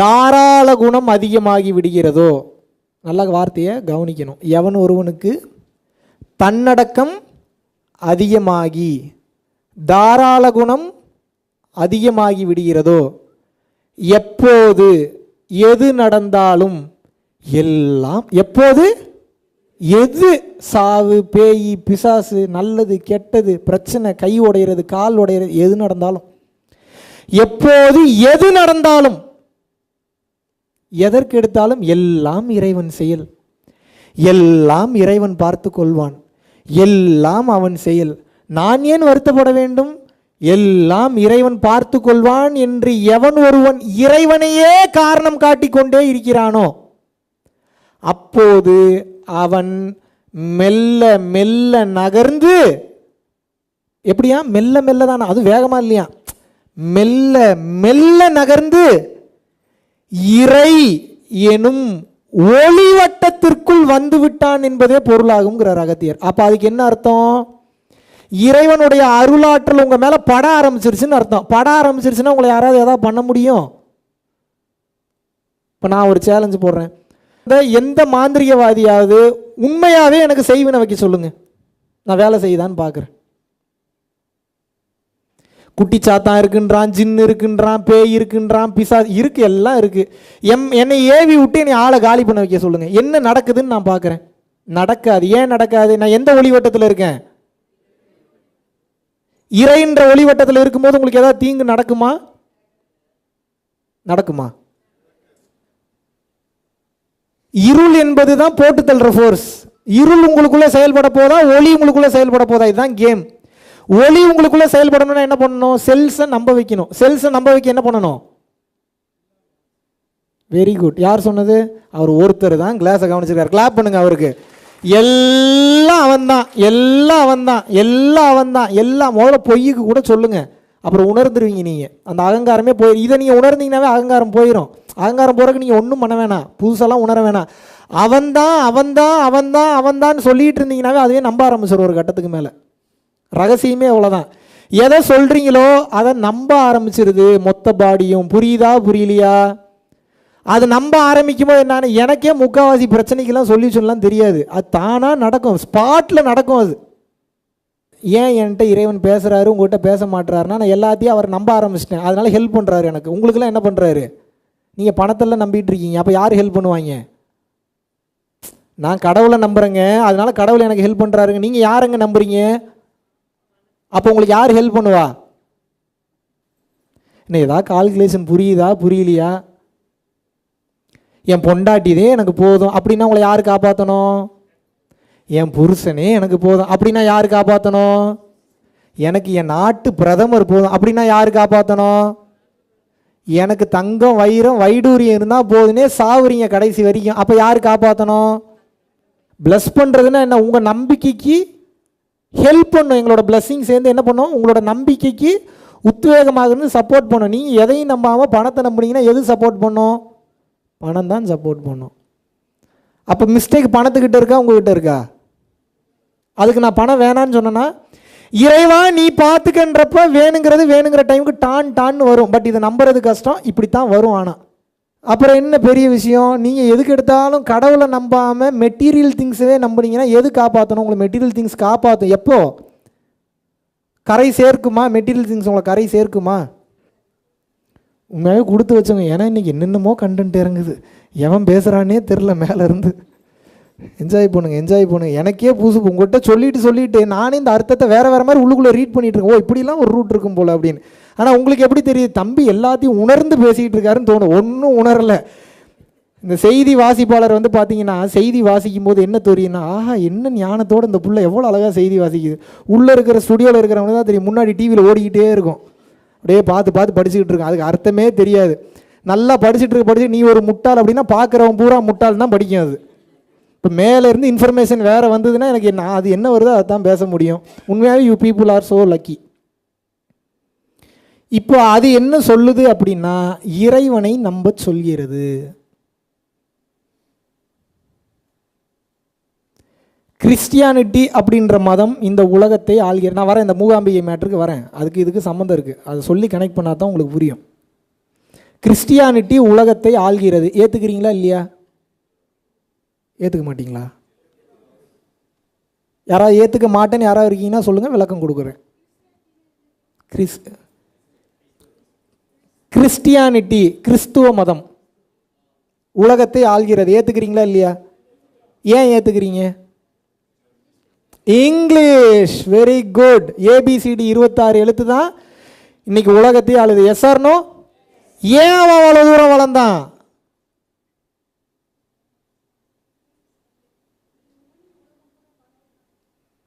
மொழி ஓகே. ஏன் மொழி ஃபேமஸ் ஆச்சு? அதான் கேள்வி. எல்லாத்துக்கும் தான் மொழி இருக்குது. ஹீப்ரு இருக்குது, செம்மொழி இருக்குது, தமிழ் மொழி இருக்குது.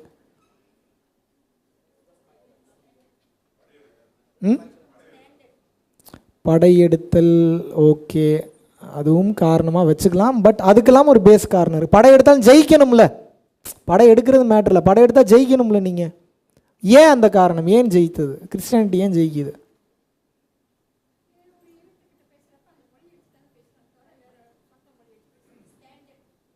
நீங்கள் சொல்கிற எல்லாமே எக்ஸ்டர்னல் திங்ஸ் தான். எக்ஸ்டர்னல் திங்ஸ்னால் என்ன? இப்போ நான் ஒரு மொழியை எடுத்துகிட்டு போகிறேன்னு வச்சுக்கோங்க, அது ஜெயிக்கணும் அப்படின்னா ஜெயிக்கிறதுக்கு ஒரு சூத்திரம் இருக்கும்ல. இப்போ நான் படையெடுத்து, யார் சொன்னது நம்பிக்கைன்னு? யார் சொன்னீங்க நம்பிக்கைன்னு? யார் சொன்னது? கிளாப் பண்ணுங்க அவருக்கு. எந்த நம்பிக்கை? அதான் அடுத்த கேள்வி. Very good. அவனை நீங்கள் பிடிச்சி பாருங்கள். கிறிஸ்டியானிட்டியை பொறுத்த வரைக்கும் அகங்காரம் இருக்கிற மாதிரி இருந்தாலும் பூரா பேரும் சர்ச்சுக்கு கட்டுப்பா. சர்ச்சு வேலை செய்யுது செய்யலை, அவன் நம்பிக்கையில் என்ன? நம்மளை மீறின ஒரு சக்தி இருக்குன்னு நம்புறான்ல, அதுக்கு பேர் கர்த்தர்னு வச்சுருக்கான். அவ்வளோதான். நீங்கள் என்ன பண்ணீங்கனாலும் அவன் கர்த்தர்னு வந்து நின்றுவான். நிற்பானா மாட்டானா? புரியுதா நான் சொல்கிறது? என்ன பேசினா நான் இறைவனின் சேவகன், நான் கர்த்தரின் சேவகன், பைபிளை நான் வணங்குகிறேன் சொல்லி இறை நம்பிக்கை அவனுக்கு அவ்வளவு ஜாஸ்தி. அதுக்கு அடுத்த நிலையில் இருக்கிறவன் யார்? இஸ்லாத்தை அடுத்த கட்டத்தில் ஆளுது. ஏன்? அவங்களும் அதே மாதிரி தான். எல்லாமே அல்லாஹ் அல்லாஹ் அல்லாஹ் அல்லான்றான். நம்மால் மட்டும்தான் ஊருக்கே இந்த ஞானத்தை சொல்லி கொடுத்துட்டு இடையில சில தப்பான ஆட்கள் வந்ததுனால ஞானம் சரியாக போச்சு, ஞானத்தை கொடுத்தவன்லாம் சேஃப்டி செக்யூரிட்டி பண்ணிட்டான். தப்பான ஆட்கள் வழியில் வந்ததனால் திமிருத்தனம் ஓவர் ஆயிடுச்சு. நான் தான் பெரியவன்ற தன்மை ஜாஸ்தி வந்துருச்சுங்க. இறைவனை விட்டுட்டு யாரை பிடிச்சிங்க? நான் தான்ற அகங்காரத்தை பிடிச்சிட்டீங்க. இந்த தன்மையில் இருக்கும்போது நான் தான் நான் தான் நான் தான் நான் தான்றப்போ உங்களுக்கு எவ்வளவு கெப்பாசிட்டி இருக்கோ அவ்வளவு 0 வாட்ஸ் பல்பு தான் வேலை செய்யும். மிஞ்சி போனால் 100 வாட்ஸ், அதை மிஞ்சி போனால் 1,00,000 வாட்ஸ் வேலை செய்யும். இறைவனோட கரண்டோட பவர் ஜாஸ்தியா உங்களோட கரண்டோட பவர் ஜாஸ்தியா? அப்போ நான் தான் நான் தான்றப்போ அவ்வளோதான் செயல்படும். இறைவன் இறைவன்றப்போ எது செயல்படும்? எப்படி ஜெயிச்சிருக்கான் பாருங்க. ஏதாவது கனெக்ட் பண்ண முடியுதா நான் சொல்றது? ஒவ்வொருத்தனுக்குள்ளே அந்த நம்பிக்கையை விதைச்சிட்டான். இறைவன் தான் கர்த்தர்னு ஒரு பேரை வச்சு விதைச்சிட்டான், அவ்வளோதான். இறை என்ன பார்க்கும்? அவனை கடந்த நிலையில் பார்க்குறானான்னு தான் பார்க்கும். கர்த்தரை பார்க்குறானா, நபிகள் நாயகத்தை பார்க்குறானான்லாம் பார்க்காது. ஏன்னா அதுக்கு நல்லா தெரியும் கர்த்தராக இருக்கிற நான் தானே. அதுக்கு தெரியும். எதுக்கு தெரியும்? எதுக்கு தெரியும்? ஆக மொத்தம் நான் தான் ஒருத்தன் நிற்கக்கூடாது, அதை தான் எதிர்பார்க்குது. நான்ற ஒன்னே இல்லைன்னு சொல்லி எவன் ஒருவன் இறைவனை சரணாகதி அடைகிறானோ அவனுக்கு தான் அந்த ரகசியங்கள் அதிசயங்கள் நிகழும். அவனை தான் சித்தம்னு சொல்கிறீங்க, மகான்னு சொல்கிறீங்க, மெஜிஷியன்னு சொல்கிறீங்க, அற்புத சக்திகள் பெற்றவன் சொல்கிறீங்க. 24 மணி நேரம் கடவுள் கடவுள் கடவுள் கடவுள் கடவுள் கடவுள் கடவுள் கடவுள்னு சொல்கிறதுனால சில நேரத்தில் இறை அருள் அப்படிமே, சில நேரத்தில் எல்லாம் எங்கள் அப்பன் காஞ்சி விஸ்வநாத சாமி அருள்மே, சில நேரத்தில் குருவே சரணம்மே, சில நேரத்தில் குரு கடாட்சம்ன்றேன்.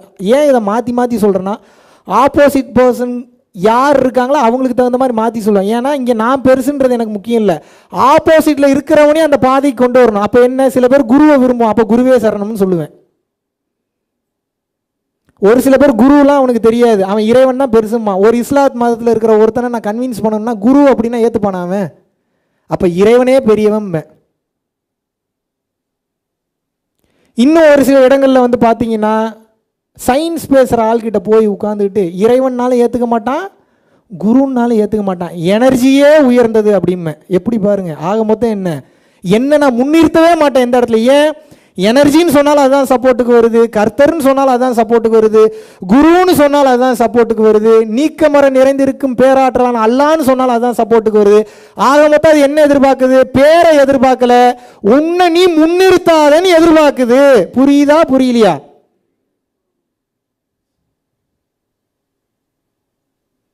கொஞ்சோண்டு பணத்தை வச்சுக்கிட்டு கொஞ்சோண்டு இதை வச்சுக்கிட்டு இல்லாத பில்டப் உங்களுக்கு. சொல்லுங்க, இறைவன் எப்பங்க சப்போர்ட் பண்ணுவார்? இறைவன் பேரை சொல்லிக்கிட்டே இருக்க இருக்க இருக்க இருக்க இருக்க இருக்க இருக்க இருக்க இருக்க இருக்க அந்த ஆள் சப்போர்ட் பண்ணிடுவார். மாந்திரிகம் கற்றுக்கிட்டிங்கன்னா நீங்கள் தான் உட்காந்து உருட்டணும், சித்து வேலை கட்டிக்கிட்டிங்கன்னா நீங்கள் தான் உட்காந்து வேலை பார்த்துட்டு இருக்கணும். நீங்கள் தூங்கும்போது யார் உங்களுக்கு மாந்திரிகம் பண்ணுறது?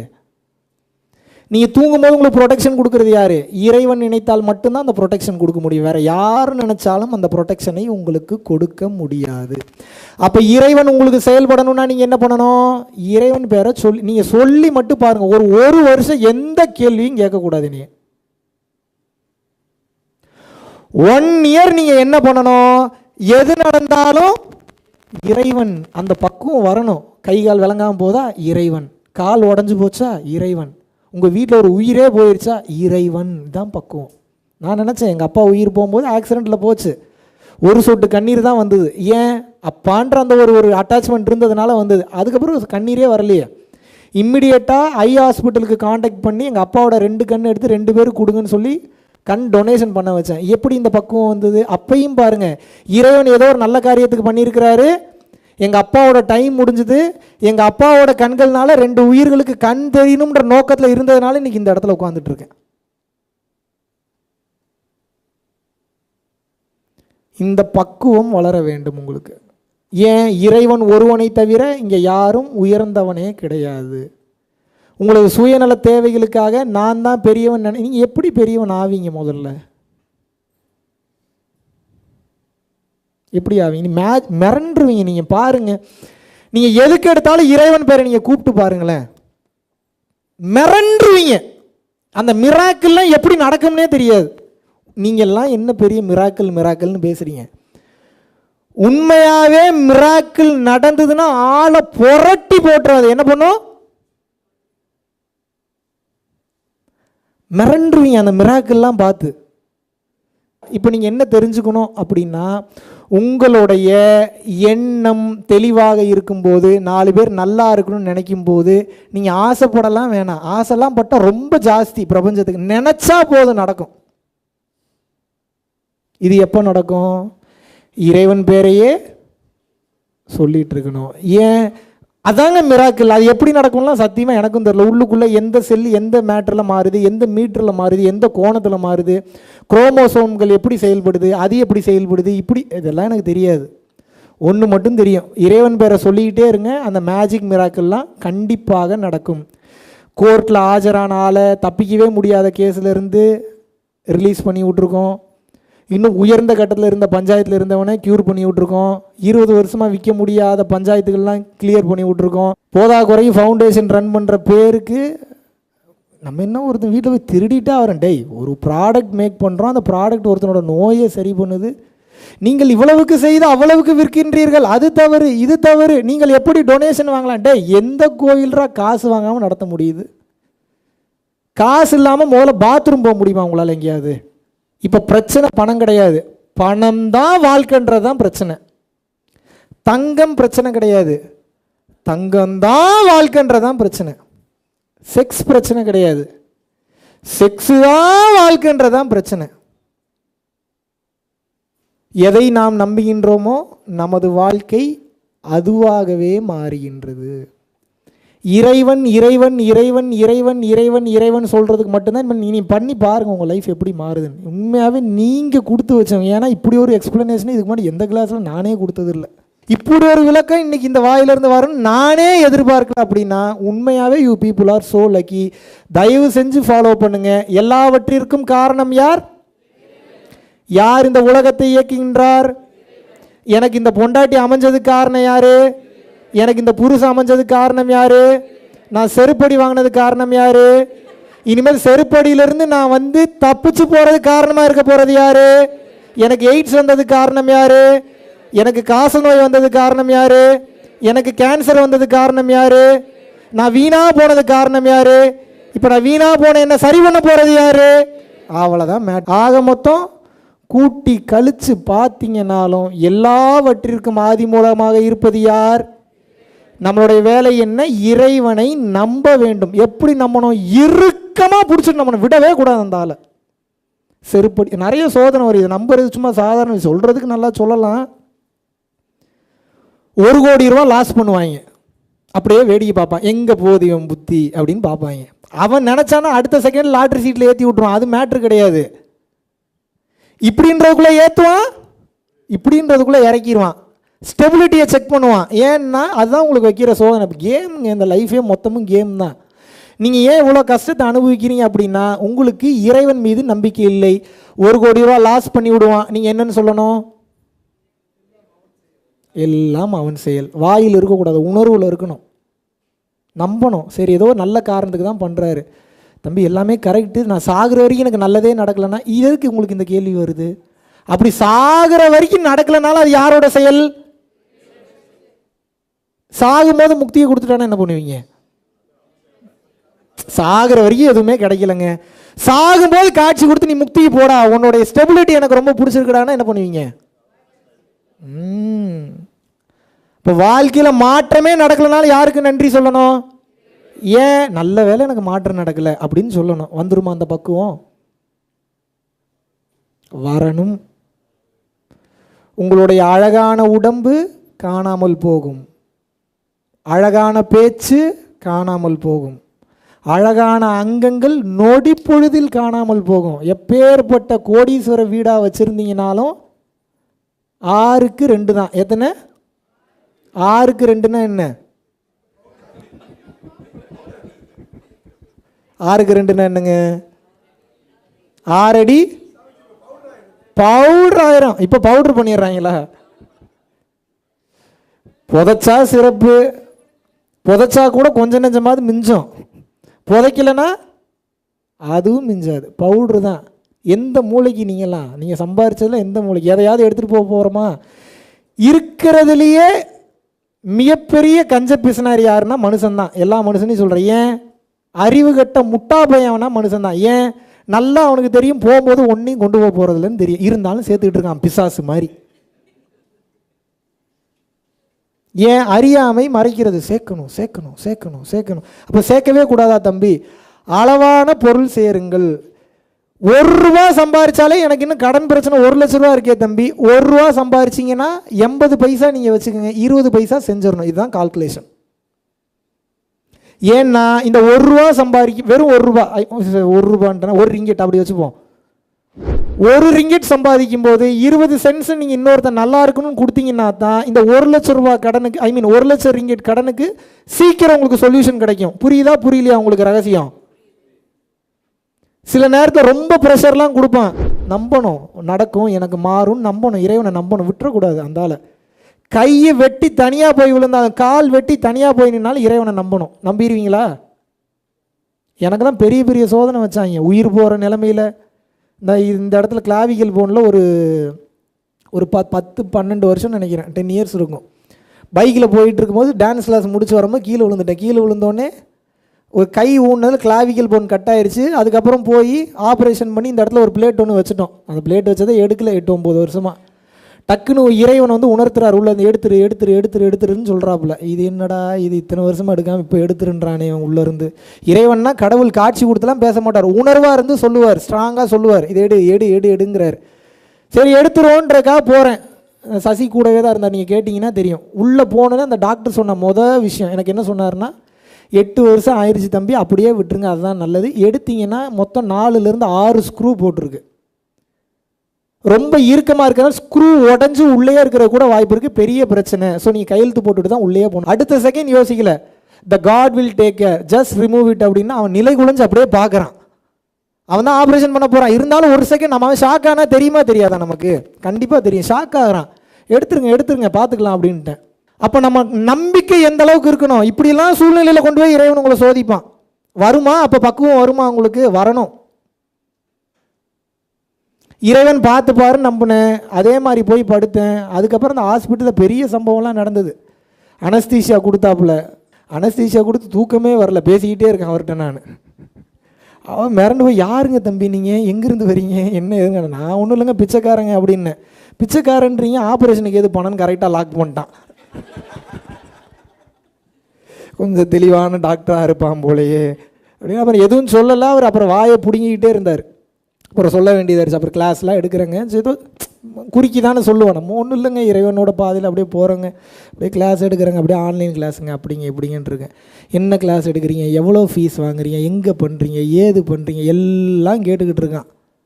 எல்லாம் கேட்டு முடிச்சோன்னே கிளம்பிட்டாப்புல அவர். அப்புறம் கொஞ்ச நேரத்தில் கர்ரு குருன்னு சவுண்டு வருது. என்னடா ஏதோ சவுண்டு வருதுன்னு பார்த்தா முக்கால்வாசி ஆப்ரேஷன் முடிஞ்சிருச்சு. பேசிக்கிட்டே ஆப்ரேஷன் பண்ணியிருக்காங்க.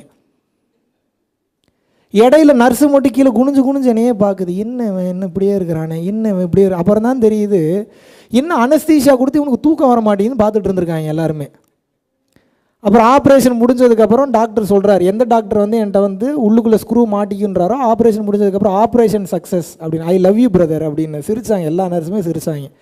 எல்லாமே எடுத்துட்டிங்களா அப்படின்னு. எல்லாமே எடுத்தாச்சு, நோ ப்ராப்ளம் அட்டால் அப்படின்னோடனே அப்புறம் வச்சு தச்சுட்டாங்க. தச்சதுக்கப்புறம் அந்த அனஸ்தீஷியாஸ்ட் வந்தார். எதுக்கு? ஆப்ரேஷன் பெட்டிலேருந்து வேற ஒரு தள்ளிட்டு போகிற பெட்டில் படுக்க வச்சு தள்ளிட்டு போனோம். எங்க தூக்கம் வரும் நீங்களே, எனக்கு தூக்கமே வரல எங்கள் அனஸ்தீஷியா கொடுத்துன்னு, உங்களுக்கு டோஸ் பத்தலை தம்பி அப்படின்னாரு. இப்போ நீங்கள் ஏன் கவனிக்கணும், இந்த நேரத்தில் நான் என்ன பண்ணேன் அப்படின்னு கவனிக்கணும். என்ன பண்ணேன் அப்படின்னா, என்னுடைய சிந்தனையை கொண்டு போய் நேராக இறைவன்கிட்ட கொண்டு போய் நிப்பாட்டிட்டேன். எப்படி நிப்பாட்டினேன்? எனக்கு உயிர் போனாலும் பரவாயில்ல, இறைவா ஒன்றை வந்து நான் சரணாகதி அடையணும், நான் போய் நிறுத்திட்டேன். இப்போ நான் சாக துணிஞ்சிட்டேன். சாக துணிஞ்சோன்னே என்ன ஆகுது? எனர்ஜி ஏறிக்கிட்டே இருக்கு, எனர்ஜி குறையவே இல்லை. இறைவனை நம்பினோன்னே என்ன ஆகுது? எனர்ஜி ரீகெயின் ஆகிட்டே இருக்கு. பீப்புளெலாம் பெருசாகிடுச்சு. அந்த நிலைக்கு போயிட்டேன். எனர்ஜி ட்ரெயினே ஆகலை, ஏறிக்கிட்டே இருக்கு. அதனால தான் தூக்கம் வரல. அப்போ ஆப்ரேஷன் முடிஞ்சோன்னே என்ன ஆகுது? ஒரு கட்டத்துக்கு மேலே என்னை தூக்குறதுக்கு 4-5 பேர் சேர்ந்து அடுத்த பெட்டில் வைக்கிறதுக்கு போராடிக்கிட்டு இருக்காங்க. ஒருத்தன் இங்கேருந்து இப்படி தூக்கலாமா, அங்கேருந்து அப்படி தூக்கலாமா, இல்லை இவரை தூக்கலாமா, இல்லை தள்ளிட்டு போகலாமா. நான் திட்டிட்டேன் 4 பேர்த்தையும். ஏங்க ஒரு இன்ஸ்ட்ரக்ஷன் கொடுங்க. என்னங்க 4 பேர் 4 இன்ஸ்ட்ரக்ஷன் கொடுக்குறீங்க? சைலண்ட் ஆகிட்டாங்க 4 பேருமே. இல்லை சார் தூக்கணும், அதான் எப்படி என்ன ஏதுன்னு. இப்போ என்ன நான் இந்த பெட்டில் படுக்கணும், இத்தனைக்கும் அனஸ்தீஷியா கொடுத்துருக்கு, ஆனால் என்ன நடக்குது பாருங்கள். ஃபைனலாக வந்து இப்போ என்ன அந்த பெட்டில் போய் படுக்கணும் அவ்வளோதானே. ஆமாங்க அந்த பெட்டில் படுக்கணும், தள்ளுங்க நானே எந்திரிச்சு போய் படுக்கிறேன்னு. எல்லாரும் மிரண்டுட்டானுங்க. பிரதர் அப்படிமானுங்க. நான் கேட்குற கேள்விக்கு மட்டும் ஆன்சர் பண்ணுங்க. இந்த பெட்டிலேருந்து நான் அந்த பெட்டில் படுத்தா தையல் பிரியுமா அப்படின்னு கேட்டேன். தையல்லாம் ஒன்றும் பிரியாதுங்க, பட் எப்படி எந்திரிப்பீங்க? தள்ளுங்க நானே எந்திரிச்சு போய் நானே அந்த பெட்டில் படுத்துட்டேன். அப்புறம் கொஞ்ச நேரத்தில் 2 மணி நேரம் ஆகுது, 3 மணி நேரம் எந்திரிச்சு உட்காந்து அப்புறம் எல்லாத்தையும் வாட்ச் பண்ணிட்டு இருக்கேன், ஒவ்வொருத்தனுக்கு என்னென்ன பிரச்சனை. அப்புறம் என் பக்கத்தில் படுத்தவன் ஏதோ ஆக்சிடெண்ட்டில் ஏதோ அடிபட்டுருப்பான் போல், அவனுக்கு ஏதோ பிரச்சனை, ரொம்ப சோகத்தில் இருந்தான். என்னடா பிரச்சனைன்னு கேட்டேன். நான் இந்த மாதிரி மேலே இருந்து விழுந்துட்டேன், உங்கள் அம்மா வர சொல்கிறான்னு சொல்லி. அப்புறம் சசிக்கு என்ன நிதி நிலைமை வேணுமோ அங்கேயும் பாருங்கள் ஜீவகாருண்யம் தான். இது என் பெருமைக்கு சொல்ல, சதா சர்வகாலமும் நம்ம சிந்தனை எதில் இருக்கணும்? இறைவன் மேலேயும் இருக்கணும். இன்னொரு உயிர் வந்து பார்த்தீங்கன்னா கஷ்டப்படுது, அவங்க அம்மாவை கூப்பிட்டு சசியை கூப்பிட்டு நீ பணத்தை கொடுத்துருப்பா, எவ்வளோ வேணுமோ கொடுத்துருப்பான்னு. அந்த அம்மா அவ்வளோ கண்ணீர் விடுது. ஏன்னா சொந்தக்காரன் ஒருத்தன் கூட ஹெல்ப் பண்ணல, அவன் ஆட்டோ ஓட்டுறான், அவனுக்கு யார் சப்போர்ட் பண்ணுவா? நம்ம இந்த பெருமை எடுத்துக்கிறது இல்லை, இருந்தாலும் ஒரு திருப்தி நமக்கு. பரவாயில்ல, இறைவன் வந்து எப்படி என்ன யோசிச்சேன் பாருங்க. நான் ஆக்சிடென்ட் ஆகலைன்னா இந்த பையனுக்கு யார் உதவி இருப்பா? இப்படி யோசிக்க முடியுமா உங்களால்? வரணும். இதெல்லாம் எதுக்கு சொல்கிறேன்னா, உங்களுக்கு நம்பிக்கை வேணும்ல. அகத்தியர் அதை பண்ணார், போகர் இதை பண்ணார், நான் என்ன பண்ணேன்னு கேட்பீங்க இல்லை நீங்கள். உங்களுக்கு இந்த நம்பிக்கையை கொடுக்குறதுக்காக தான் இந்த மாதிரியான எக்ஸாம்பிள்லாம் சொல்கிறேன். ஒரு கட்டத்துக்கு மேலே நைட்டு சுத்தமாக தூக்கம் வரல, எனர்ஜி டு த கோர் இருந்ததுன்னா தூக்கம் வராது, டயர்டாச்சுன்னா தான் தூக்கம் வரும், டயர்ட்னஸே இல்லை. அப்போ என்ன ஆகுது, ரொம்ப கடுப்பாக இருக்குன்னு சொல்லி எல்லாத்தையும் பிடிங்கி போட்டு நான் பாட்டுக்கு நடக்க ஆரம்பிச்சிட்டேன், ரிசப்ஷனுக்குள்ளேயே சுற்றிட்டு இருக்கேன், தூக்கம் வரலன்னு. இவனுங்கெல்லாம் பயந்துட்டானுங்க, இப்போ தான் கட்டு போட்டிருக்கு, இவன் வேறு இப்படி எந்திரிச்சு நடந்துட்டு இருக்கான்னு சொல்லி அப்புறம் தூக்கம் மருந்து கொடுத்து தூங்க வச்சாங்க. அடுத்த நாள் காலையில் ஸ்டெபிளாக இருக்கணுன்னே அடுத்த நாளே டிஸ்சார்ஜ். இப்போ நீங்கள் இதில் என்ன தெரிஞ்சுக்கணும் அப்படின்னா, எந்த சூழ்நிலை நடந்தாலும் இறைவனை நீங்கள் கூப்பிடும்போது இறைவன் வந்து எனர்ஜி ரீதியாக உங்களுக்கு சப்போர்ட்டுக்கு நிற்பார், பெரிய லெவலில் சப்போர்ட் பண்ணுவார், மிராக்கிள்லாம் அசால்ட்டாக பண்ணுவார். புரிகிறதா? இப்போ உங்களோட வேலை என்ன? எல்லா பிரச்சனைக்கும் ஒரே மருந்து தான். என்ன? மொத்தத்தை படைச்சவன் அவன் தான், பிரச்சனையை கொடுக்குறது அவன் தான், டார்ச்சர் பண்ணுறது அவன் தான், உங்களை போட்டு தள்ள போகிறது அவன் தான். இப்போ நீங்கள் யாரை சரணாகதி அடையணும்? ஏன் இப்படி நடக்குது எல்லாம் கேள்வி கேட்க. உங்கள் அறிவுனால ஒன்றும் பண்ண முடியாது, உங்கள் அறிவை வச்சு எதுவுமே பண்ண முடியாது. இறைவன் இறைவன் இறைவன் இறைவன் அப்படின்னு சொல்லும்போது உங்களது அறிவு நிலை அதிகமாகிவிடும், பேராற்றலாக மாறிடும், பேரறிவாக மாறிடும், வேறு மாதிரிலாம் செயல்பட ஆரம்பிச்சிடும். அது அப்புறம் பேசுகிற விதம் மாறும், பார்க்குற விதம் மாறும், லுக்கு மாறும், ஆட்டிடியூடு மாறும், நினச்சதெல்லாம் நடக்கும், உயர்ந்த கட்ட நிலைக்கு போவீங்க. ஆனால் ஒன்றை மட்டும் கவனத்தில் வைக்கணும், அகங்காரம் வந்துடவே கூடாது. அகங்காரத்துக்கு இன்னொரு பேர் என்னென்ன? நான்ற தன்மை. அது வந்துச்சுன்னா அழிஞ்சிருவீங்க, அதோட முடிஞ்சு போச்சு. கிளியர்? அனைத்து பிரச்சனைகளுக்கும் ஒரே பதில் என்ன? இறைவன். இறைவன் என்று சொல்ல சொல்ல இந்த உடம்பு இறையாகவே மாற ஆரம்பிக்கும். இறையாக மாற மாற மாற மாற பிரச்சனை வந்தாலும் அது சோதனை என்று நினைத்து கொண்டே வர வேண்டும். நான் இறைவன் நினைக்கிறேன், எனக்கெல்லாம் பிரச்சனை வரலாமான்லாம் நினைக்கக்கூடாது. நான் சாகிற வரைக்கும் எனக்கு பிரச்சனை வருன்ற தன்மையிலே வாழ்ந்தீங்கன்னா தான் கிரவுண்டடாகவே இருப்பீங்க. கிளியர்? நீங்கள் அனைவரும் உங்கள் வாழ்வில் நீலாயுள், நிறை செல்வம், வான் புகழ், நற்பேறு, நன்னிலம், நன்மக்கள் பெற்று மெய்ஞானம் ஓங்கி சித்தர் பெருமக்களின் அருளினாலும் அருட்பெரும் ஜோதி ஆண்டவரின் அருளினாலும்